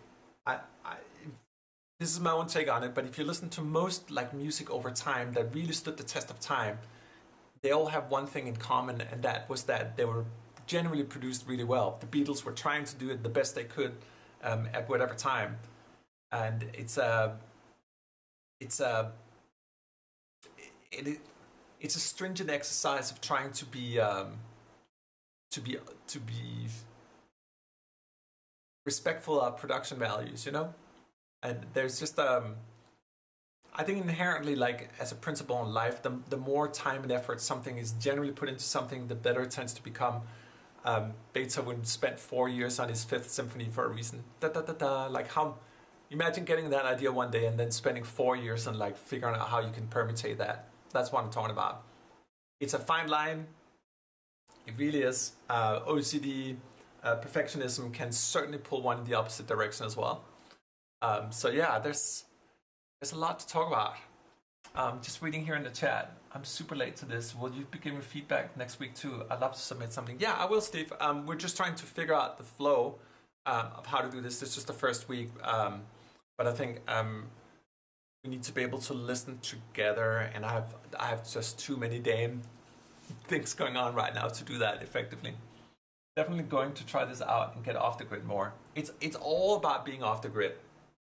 It really is. Quantize, unless you're really into EDM, but even in EDM they're shaking it up. Quantize is just not a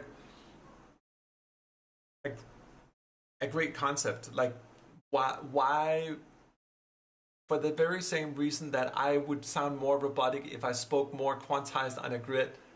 I don't know why I keep doing this, and I also need, you know, my intonation becomes the same and very robotic, like very static. That's what I feel happens with the grid. Like the computer is already a reduction of reality, and particularly instruments like this. Why are we trying to reduce it more? Beethoven did not have to worry about Spotify and streaming income. That's a long discussion. You probably more versed in music history than me. Some were struggling. Mozart had a tendency, if I remember right, to spend all his money, whereas others were more financially savvy.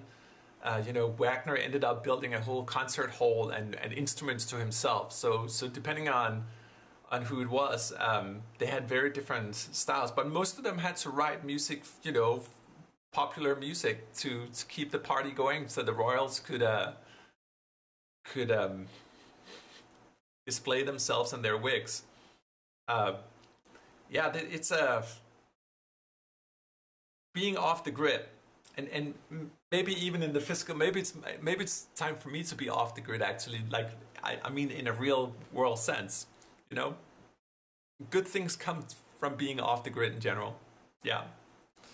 I had a few more things I wanted to talk about as well. This week here, I've been working on some patches, and I kind of just want to try to work with some patches with you guys as well. I call it patchwork for now. Patchwork is just where we sit and play with some new patches together, and you guys maybe get a little sneak peek of what's going on. I'll keep an eye on the chat here. I feel like I haven't looped enough today, so let me know if you guys want a little more looping as well. Too much talk, too little play. But let me just show you a little bit of like some stuff I've been working on this week here. There's some fine ones here. There was one in the top. Where are you? Oh, this one, yeah. This one was sweet.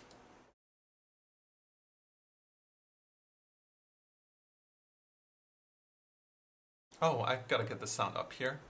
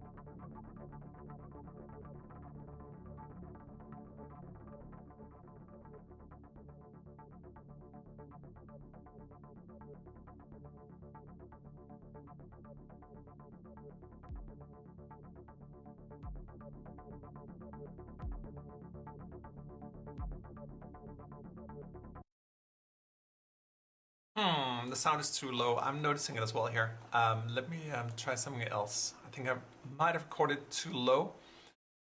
Let me try a little bit. I'm just gonna take something I have to touch.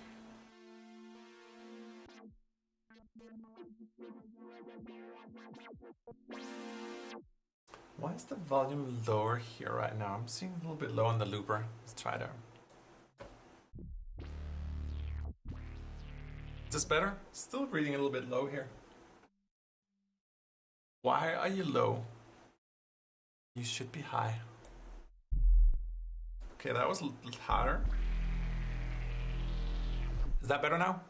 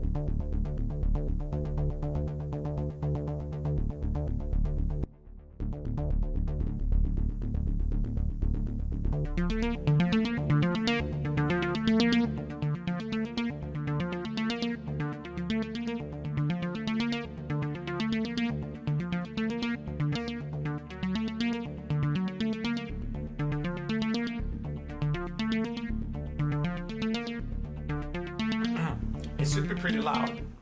I feel I'm speaking loud, right? It should be pretty loud right now. It's reading loud here on the meter.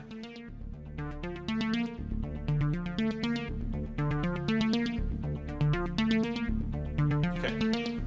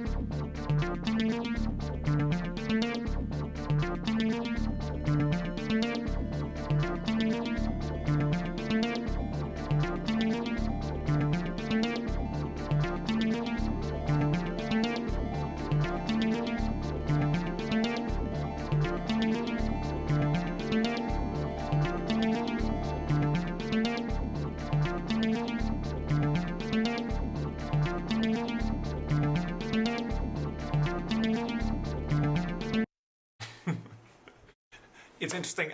Do forgive me with these live streams. I'm still learning here. There's just so many moving parts with audio volumes and commons and files and this and that. I want to show you guys something. Next week, we are releasing our new C.A.F technology.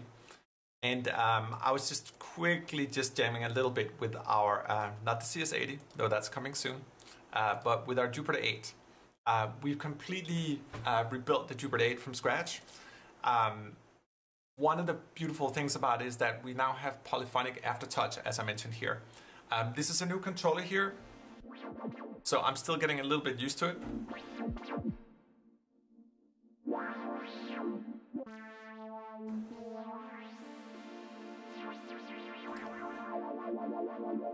But these are real Jupiter filters. You'll notice that everything is organized into all these new subdirectories. Everything has been reprogrammed from scratch. Everything is using our C.A.F. There's pictures in here as well, a variety of different things. We'll go through that next week here. I just want to show you a little bit about it because, like, it's just such a joy. If I take, let's see here. Let me know what you guys want to hear. The Jupiter has so many beautiful sides to it. I'm just going to play through a couple of patches here.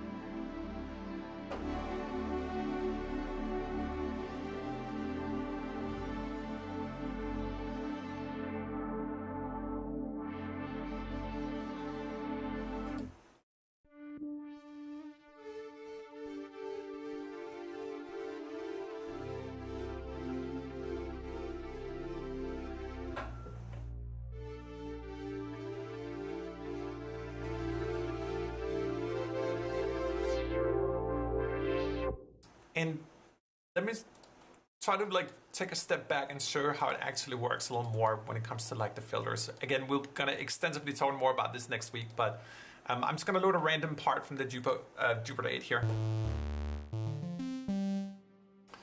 I'm just gonna turn the release trigger off so it's completely dry. Okay, so that's your classic Jupiter right there.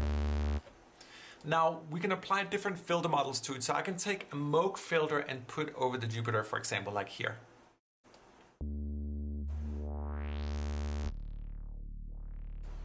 These are per voice-based filters too. So if I take, if I play it with velocities, let's see if we can get it in. You'll notice that if I play super soft, get it even softer here. It's relatively soft on this note here, but if I play another note harder, I can have the filter burn more through. So that way we can use filters for velocities as well. And right now it's all the characteristics of the Model D playing. You can just hear that sort of buttery. It has specific resonance too. Now if I switch to, say, an Oberheim filter, we get a very different resonance on it, different kind of shine.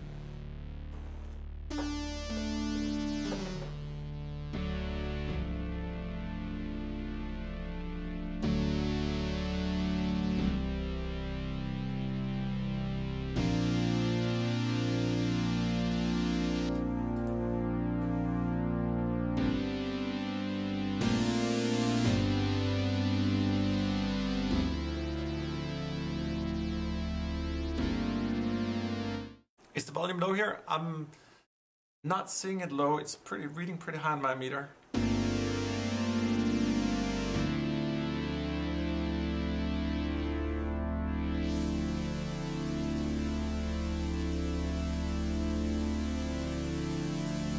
Isn't that sweet? Try to really listen carefully as I'm moving the dials here.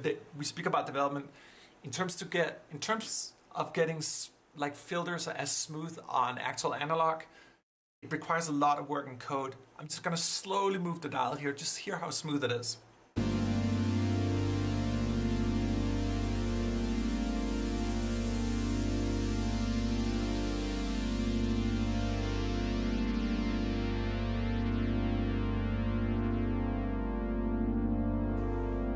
Just makes me so happy. We can also take two here, even though they are a little bit in stereo, we can make them more. We can phase it a little bit here.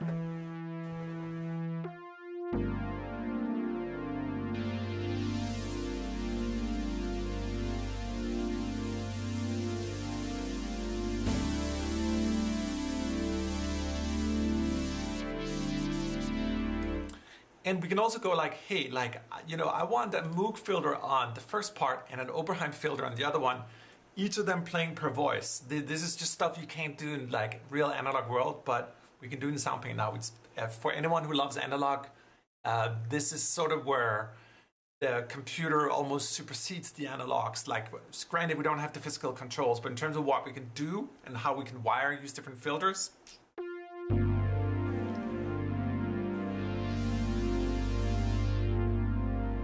so you'll notice this icon up here. This either means that we're going to influence whatever decision we're making is impacting all of them when the lock is on. But when we unlock, we can assign individual filters to each different part. That's what I'm doing right here. So we have, for example, let's take an Oberheim here, open up the filter completely on this guy here, but then try to do the opposite here on the Moog.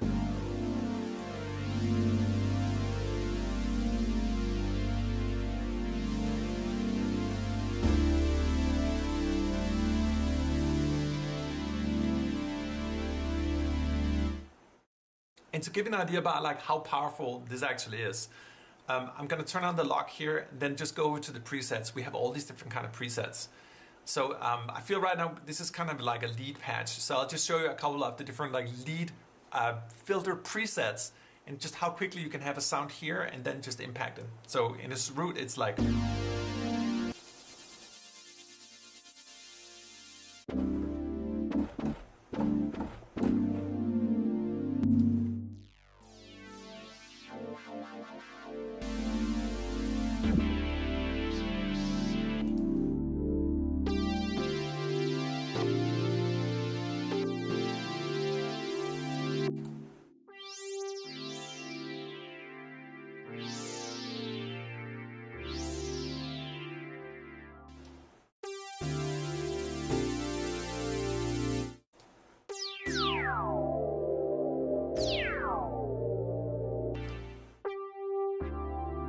Oh, as such a...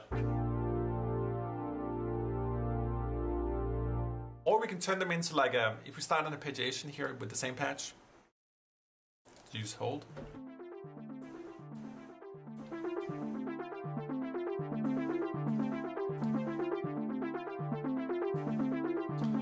And we just try to try this on different kind of art presets in the filter. These are specific filter presets, but more for like arpeggiations.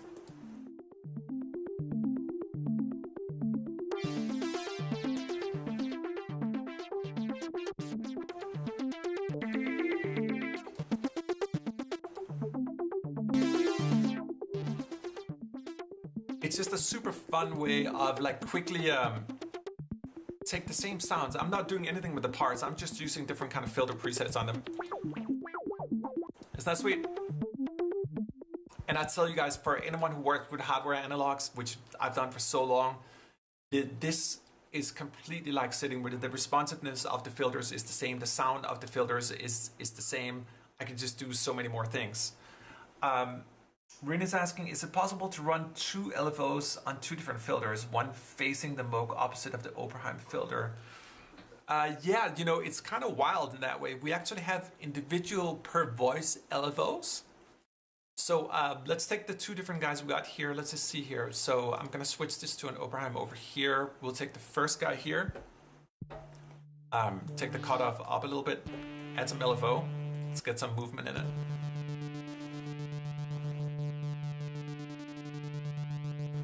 And it's per voice. And the filter is also per voice. So if I go up here, take velocity filter, play something soft, and then start playing the other ones harder, they're gonna get unique filters on them.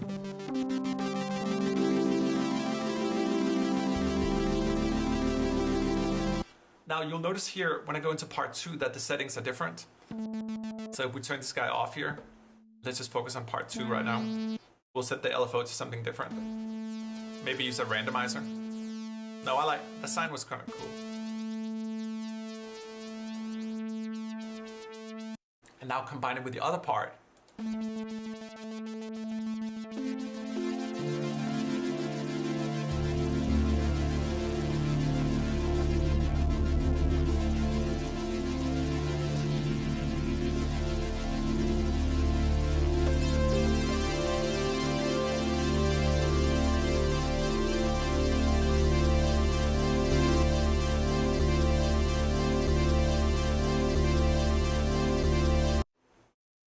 Yeah, we can do that. We can virtually do anything we want. That's what's so beautiful about it. This idea about having different kind of multi-samples and different kind of things. What am I saying? Different having different parts and the ability to assign different filters. That's what I'm trying to say. And it's, I mean, it's endless fun. Like you take a patch like this one.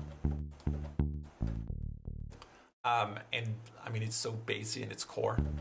Let's see here. Find something that's like truly bassy and go into the bass presets.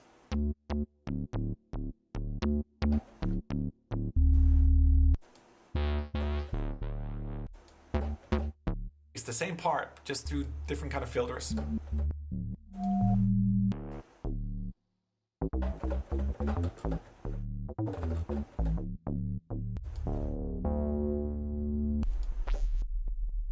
What am I getting here? I'm getting some heavy rumbles. A looper.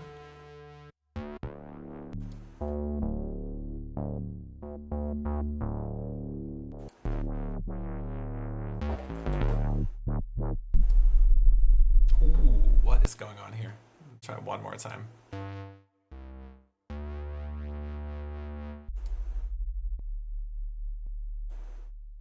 So we have this thing. Let me show you something from scratch. I'm just gonna load a part here.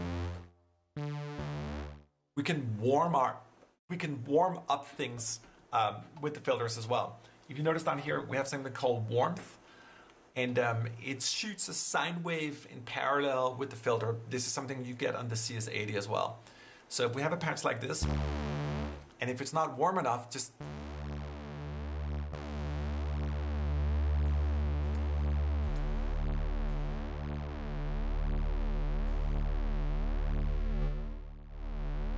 and the sine wave will follow the volume as well.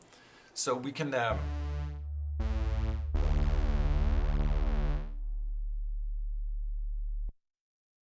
that's wild.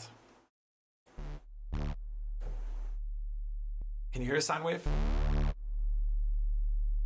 So we can put it, I'm doing a little bit extreme right now, but we can put it behind the sounds to enhance the warmth of the sounds as well. It's just something that inherently makes synthesis more funny. Fun to use. Synthesis should be fun. That's what it's all about. Maybe music should as well. I saw an interview with Hans Zimmer yesterday on Rick Beato. He talked about play, that idea of just playing. And I think, like, if anything, Soundpaint is the same. It's sound play. It's just having fun, not be too serious about any of this.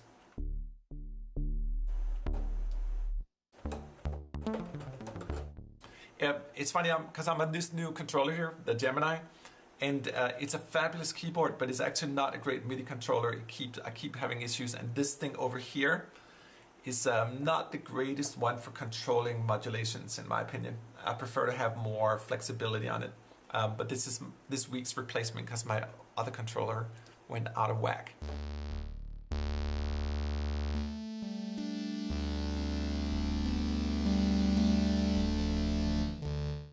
Anyway, that was just a little bit about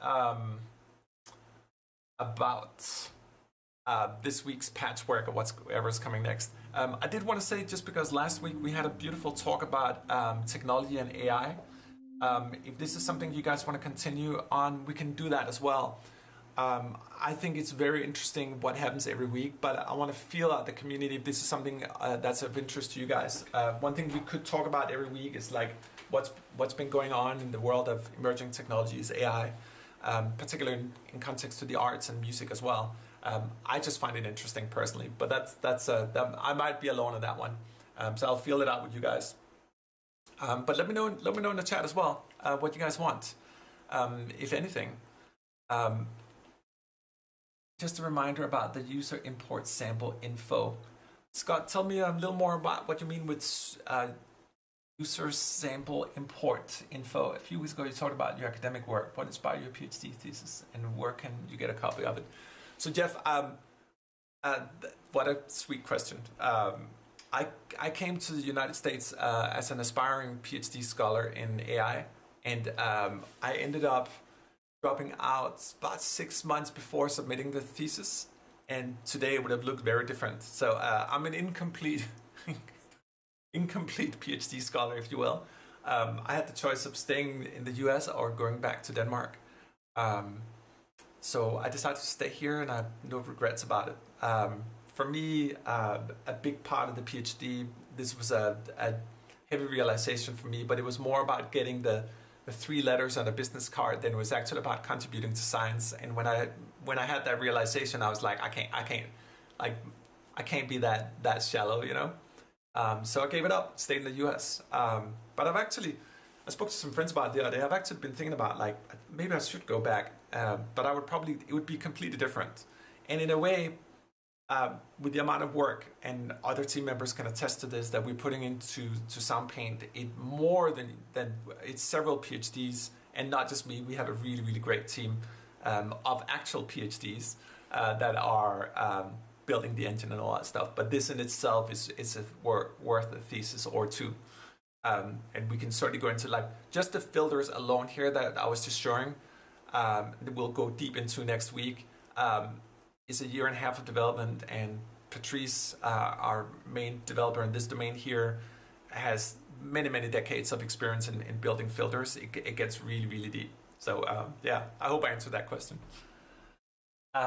Scott, I asked earlier if there was going to be any difference in the functionality with 4.0. So Scott, if I understand you correctly, you're asking if our user sample import is gonna there's a few improvements to it. Marissa, maybe you can point to this as well. But yeah, we will keep making improvements to USI. As I mentioned early on, we're working on our advanced sample editor as well, which at some point is going to be more publicly available.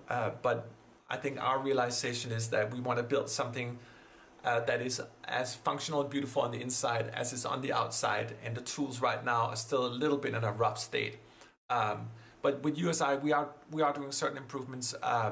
Ability to save in PCM and all that stuff. There's a few things in there as well, but we want to try to keep it relatively simple because our advanced sample editor is anything but that. This is also an interesting subject to me, like, where do we draw the lines between complexity and not? Just how complex should something be? I definitely at some point want to have the ability just to drag samples straight into these windows up here and just trigger them. Like, that should be so obvious in this day and age. So many other samplers can do it. But it's just a matter of priorities. We've been spending quite a lot of time on building synthesis, so now we know that we can have all these old synthesizers living here.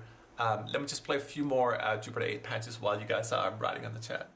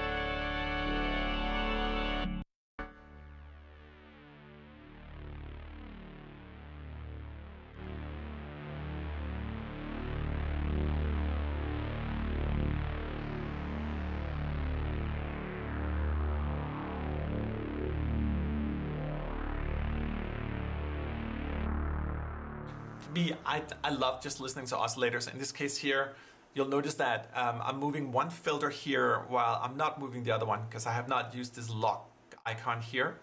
So one will be turning down in cutoff and the other one remains the same. It's beautiful.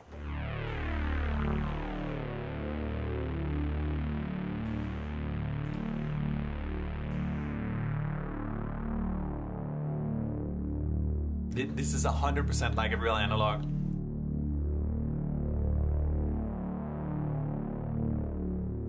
And I know it might seem strange that I'm not really playing anything right now, but for me, when we talk about synthesis just here in the beginning, it's just an appreciation of the smoothness of the curves of the way the filters work. It's really, really important to the musicality of the filter.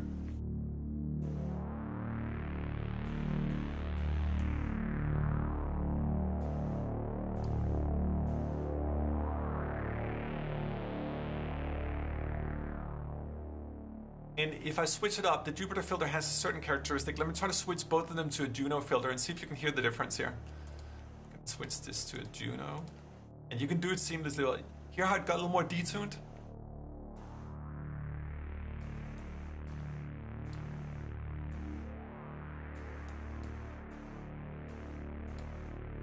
And I'm gonna click this icon here, and now I'm affecting all the parts in real time. So you can switch between all these modes in real time. All works.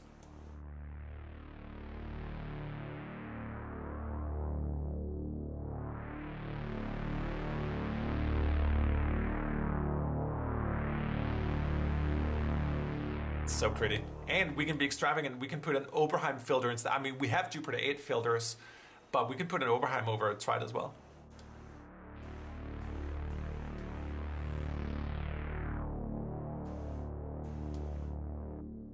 So Jeff is asking, will updates for the Jupiter 8 and the Jazz Guitar come at a cost for current owners? Yes, Jeff, they will. For us, you know, it's months. Well, the filters alone have been years of work, but just stuff like reorganizing the library, reprogramming everything, rewiring everything to the filters, putting everything in subdirectories, all that, you know, it takes a significant amount of our time. So we will, yeah. It'll come at a lower cost, of course, but the wheels got to keep running, you know, one way or the other. But we really try in all regards to Soundpaint to keep it as affordable and easy as possible. The new guitar is a good example as well. It's completely resampled from ground up, reprogrammed everything, so it's more of an upgrade than an update. And the same thing with the Jupiter. And the best way of describing that is that we're simply discontinuing the old ones. They're nowhere close as good to this. This is a whole new generational leap. But we try to do the best we can to accommodate for existing owners. We don't want to try to squeeze more than we can. We just have to make sure that you know, that the operations are operating as well. Are there any plans for any new audio libraries in the future, or is the focus to port everything to Soundpaint? It's actually both. Our focus is definitely to, we talked about, someone was asking about choirs earlier, to port everything into Soundpaint, but we also want to take certain Soundpaint products and put them back in ADO. We really should be platform agnostic because the ADO catalog for Contact is so big, and Contact is a wonderful engine as well. It's just two completely different takes on what sampling is. We are putting more effort into Soundpaint. I think that's pretty obvious. But this coming year, there's going to be more movement in ADO as well. But it's really hard. It's really hard to run two different branches and companies at the same time, as I'm sure I'm not the only one who can attest to that. But yeah, that's the idea. There are certain products in Soundpaint that we want to put over. Dunescape is one of them. Just really works well in the sort of ADO system as well. But there are things we can't do, like the things I'm showing here with the filters and the synthesizers, not possible in Contact, not even close. So in certain ways, we're also moving away from a paradigm and defining our own one.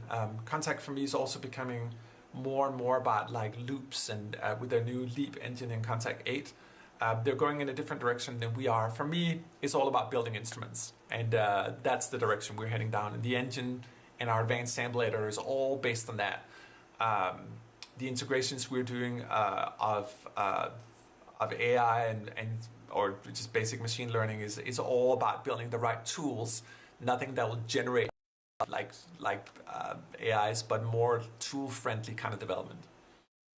Will the update, like similar to what I was asking, using a slow LFO, want to turn down the cutoff while turn off the cutoff? Yeah, you can do that. You can, everything really lives discreetly in here in C.A.F. We call this C.A.F. This is our capture analog filters. So you can have up to 8 different synthesizer parts. Let's try to be extravagant. Let's just try. So right now, I'm just gonna randomly load 4 different Jupiter 8s here. And then I'm gonna load, I have no idea what this is gonna sound like, but I'm gonna load 4 different CS80s as well. So right now we have, imagine you're standing in front of 4 Jupiter 8s and 4 CS80s. And this is actually how it works. We can assign individual filters to each of these parts. So we could painstakingly go through here and say, hey, like I want a Jupiter filter here, I want, whatever on the other ones here, and you can assign them accordingly.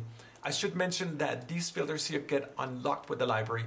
So the core C.A.F technology comes with our with the ladder filter, the most known filter of all time, the Moog ladder filter, and the Oberheim filter. These other ones here are unlocked with the library. So if you own the Jupiter library, you're gonna unlock the Jupiter filters and so forth. But right now we have 8 different parts loaded, and let's just see what it sounds like without any filters. It's gonna be loud. Wow. We got some nice detuning. That's coming from the CS80, I think. Let me just try to turn them down for a second here. This is still work in progress. No, that's actually, did not come from it. It was just 1 micro pitch off here. Okay, so let's just start here with the Jupiter 8. I'm gonna spread a little bit in stereo. Wow.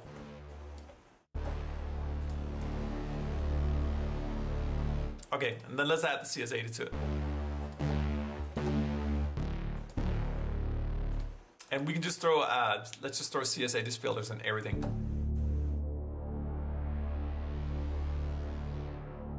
But as I mentioned earlier on, we don't have to just use CS80 filters. We can throw a Moog filter on one and Juno filter on another one and whatever. And they're each running independently of each other as well, per voice. So right now it would be like triggering 4 CS80s and 4 Jupiters at the same time. And you'll notice here, only this guy here is moving because we're not locking. I didn't use the lock here, so I'm only affecting part 7, right? This guy down here. But we can put the lock icon as well, and now everything is affected. It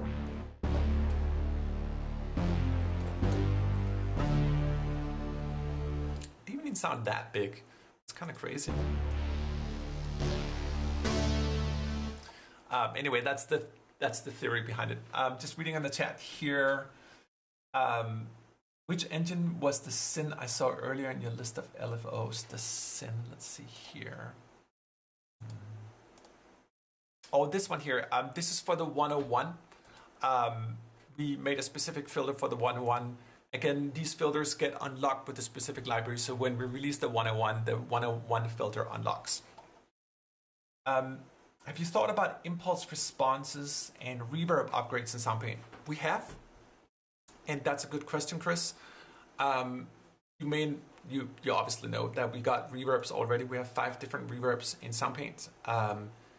Granular reverbs, shimmer reverbs, plates, and lexicons and so forth. But we actually have a prototype of a convolution engine working, but we want to try to do some new things with convolution. So we're working on that. But yes, we will get in there, and the ability to import custom impulses too. I know individuals can partner with a company to create Soundpaint instruments sold on the side. Is that an option for other companies as well? Email resent. So JP, it is. We are working with a few select developers right now for future products, and it's something that we are slowly starting to open Soundpaint up. We always felt that we wanted to mature the engine before we sort of really started opening up to third parties. But there's a couple of them right now that we are opening up to people that we know really well and completely trust. We're doing a lot of new things that haven't been done before, so some of it is still underneath the hood, but we gradually want to open up to third-party developers, and we're trying to create a workflow that is more designed for people making instruments on the advanced side of things. We feel that a lot of the tools out there are very hard to use, and we're trying to make a more developer-friendly environment. That's all on the back side of things. But yes, for sure. And I look forward to reading your emails. John is asking, I assume there's a copyright reason for the naming. That is absolutely true. We certainly don't want to step on any of the existing companies' names and all that stuff. So what you see here are derivatives that hopefully make somewhat sense. But the mood filter here is truly... I was kind of surprised because I have the Model D here and we've been comparing, obviously. It's very, very close. As you may know, we've spent the last year and a half on creating a technology that allows us to capture filters to the very exact degree. So we have true representations of what these filters sound like. So the mood filter has, for example, with the Moog D filter, there's a specific part of the signal chain where it shoots a little bit of noise into the filter, which is an anomaly for that synthesizer, but it gives it a certain color. We're all the way down to that level, all the way down to the schematics, and make true models that behaves like the real ones, even with slight imperfections as well. So each of these filter models here are not the same. They each have different colors. We can try that. If I try to take an oscillator here, forgive me if it gets a little bit nerdy, but I'm just going to take something completely static like a saw here. Make sure the volume is good and beefy for you guys. If I take the mood filter over here, that's one color. If I take the MS-10, it doesn't have that much resonance.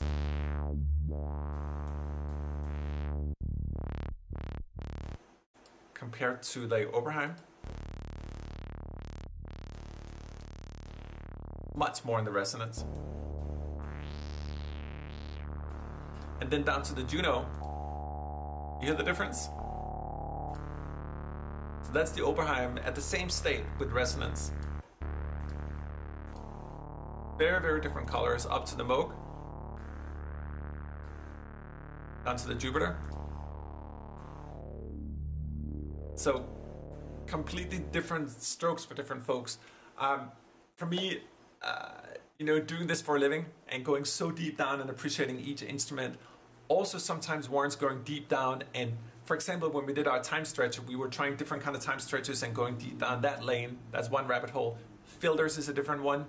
When you really get into vintage synthesizers and you start understanding like why are they so glorious? Well, one of the beautiful things is that every note and every filter on real vintage synthesizers will get unique colors, especially as the components start getting older. And we're at a spot right now for the next maximum 10 years where the components are in their ideal state because they haven't fully broken down, but they're developing different colors per voice. That's what we built in here as well. So it's really just an appreciation of all the small things that are seemingly not important, but when we combine them all, they become something more. Jim is asking, in the spirit of sampling vintage synthesizers, do you have anything on the roadmap for vintage Oberheim's Matrix 6 and 12? We do. We have a specific project, Jim, we're working on right now that I should not talk about, but just, yes, we are. My entire thing about doing synthesis in Soundpaint is that I have all these vintage synthesizers and I love them, but the CS80, for example, requires repairs every 3-6 months, and the components are starting to be gone. Nobody's reproducing them. Yamaha does not produce those chips anymore, and it's about encapsulating the unit before it passes on. So we're really trying to capture these units so I never have to turn them on again. So the way we're doing it is that I will keep coming back and revisiting these synthesizers until they're fully done. I think with this CS80 here, it's over 250 deep sample parts, every oscillator, every configuration you can imagine, all classic presets. Anything beyond that I could possibly think of. Really I spent over a month deep sampling the CS80, and I just knew I had it. And for me, I don't get why developers can release these like collection packages where you get 10 different synthesizers. For me, like that would be like saying like, okay, we're just gonna skate through things and do 10 different violins, whatever. It's like, no, each of these instruments are little Stradivariuses, or not little, they are. The Model D, the CS80, in my opinion, are both Stradivariuses of synthesizers. We don't know it yet. We may not know it because they won't last 300 years. So part of what we're trying to do, and what Tanya's doing with the Moog Foundation as well, is to do both historical preservation of synthesizers to the degree that we don't have to be too concerned about their physical counterparts. We have most of it in the engine here. That's the philosophy behind it. Hope that makes sense. It's a long and far-fetched proposition. It's been years of our lives in terms of building it, but I think we're at a point now where I can start resting. That makes sense. Anyway, I hope this stream has made a little bit of sense today. I feel it's a little bit on the chaotic side, but you guys let me know. I feel I didn't loop enough. I also want to hear you guys, what can we learn? How can we improve next week's live stream? But yeah, this was just a little venture into different things. Next week is going to be all about synthesizers. We're releasing C.A.F next week. We're releasing the Jupiter next week as well. And then we're releasing the new Juno the week after that as well. And then it's more or less going to be one new synthesizer coming out every month or every other month, and at the depth I just described. I'm just gonna hang for a few more minutes. I might just jam a little bit on the looper. If you guys have any remaining comments, put them in the chat. I'm really curious to know about how we can improve the flow. How can I do this better for you guys? How can we entertain you at the maximum value?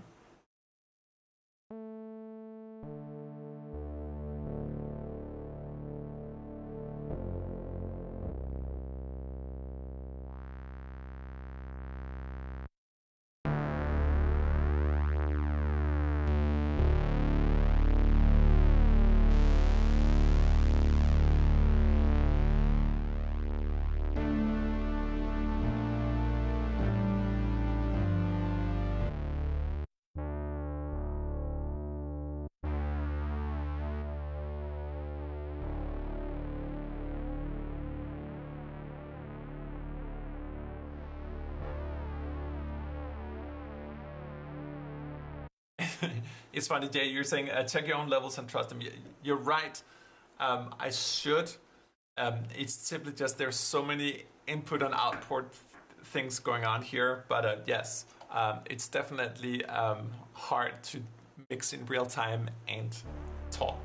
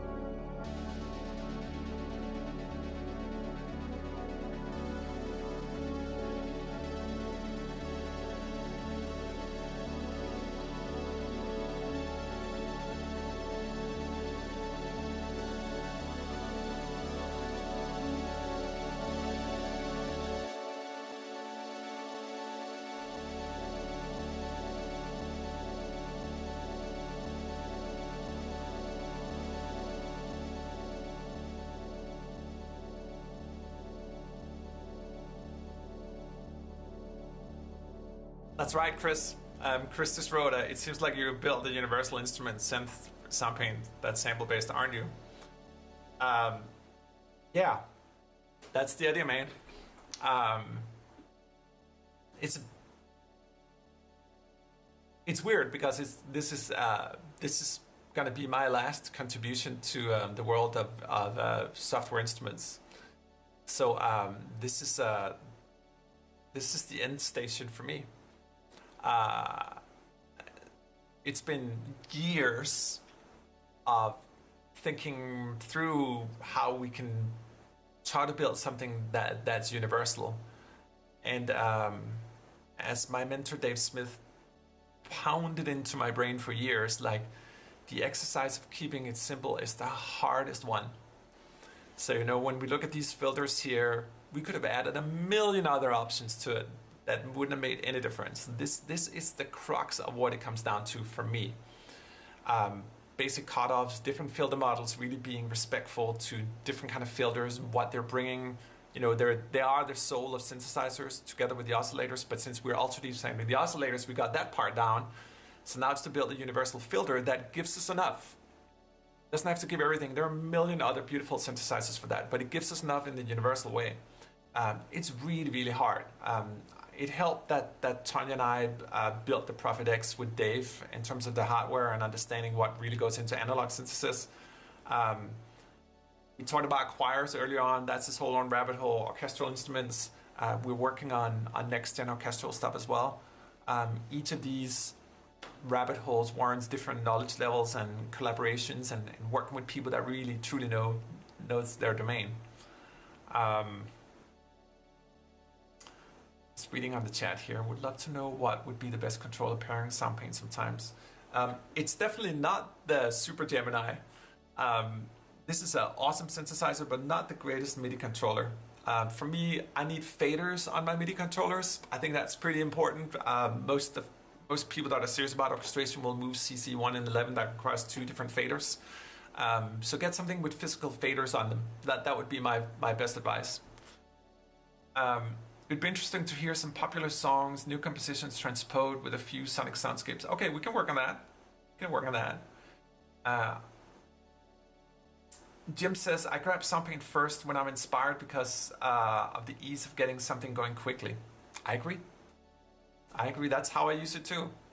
That's how it should be. Like, ideally, we should get the UI out of the way. Like the UI should just not exist in a way. Like, real instruments, go up to them, play them, we're all good. That's the way it should be. Scott says, I have a Launchpad Pro MK3 on the way. I just ordered the MK3 as well. Let's see how that goes. I think that seems to be a great controller, a great MIDI controller. Yeah, so many things, so much to talk about. I'm just so appreciative with you guys being here in the stream. It means so much to us to see the excitement in other people's eyes. You know, and sometimes we go down the lane of insanity when we do these things, admittedly. So it's good to get feedback from you guys, keep us in check, you know? All the feedback's been great this week. Definitely room for improvement on next week's stream. And I hear you as well, like, it may be that we do the streams every 2 weeks. You guys tell me. I think I might do it a couple more weeks per week so we can really just learn and sort of dial it in. Tanya says, I don't think this will be your last contribution. Well, that sounded so dramatic to say it that way. All the contributions are going to live inside of Soundpaint. That I'm pretty sure of. And if it wasn't apparent, I'm also in love with my own creation, which is probably the worst any developer should ever say. But I truly love what we've created here.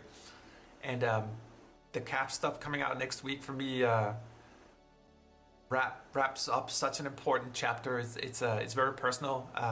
Tanya and I worked with Dave for years, and this is an homage to all that we learned in that regard as well, and try to create a synthetic analog technology, if that makes sense.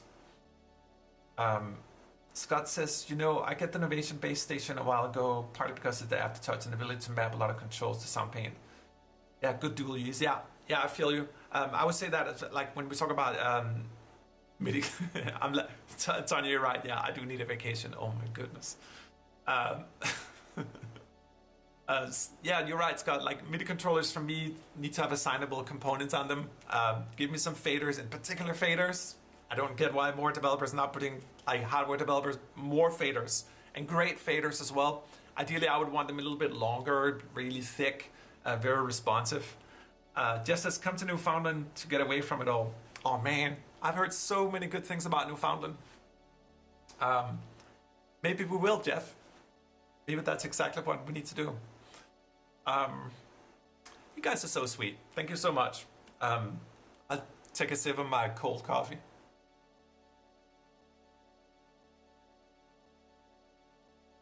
Chris says, I'm glad to enjoy your work. Painting with sounds is not the worst thing to do in life. No, it's not, man. And for me, just to swim in waveforms every day, it's kind of like, you know, I didn't plan for this as a living, but I'm so fortunate. And I'm so fortunate that you guys are using it. Without you guys using it, I don't think I'd be sitting here. So I appreciate it so much. Appreciate it so much. Till next week. Are we getting to the end of it? I have so much I need to prepare. C.A.F's coming out, Jupiter's coming out. We'll start to shoot some videos for that and all that. But I so appreciate everyone's time and feedback as well. We're here to learn and try to make this a better technology together with you guys. Thank you so much. Yeah, next Saturday. Stuff to be learned. Abel says you're improving at streaming trolls. This was really fun to take care. Oh, well, thank you, Abel. I actually feel today was kind of like a little bit of a miss. I need to be better prepared on the demos and all that stuff. But this is you guys can probably relate perfectionism as it gets to us. Anyway, thank you so much for everyone's time. I'll see you next Saturday, same time, same place.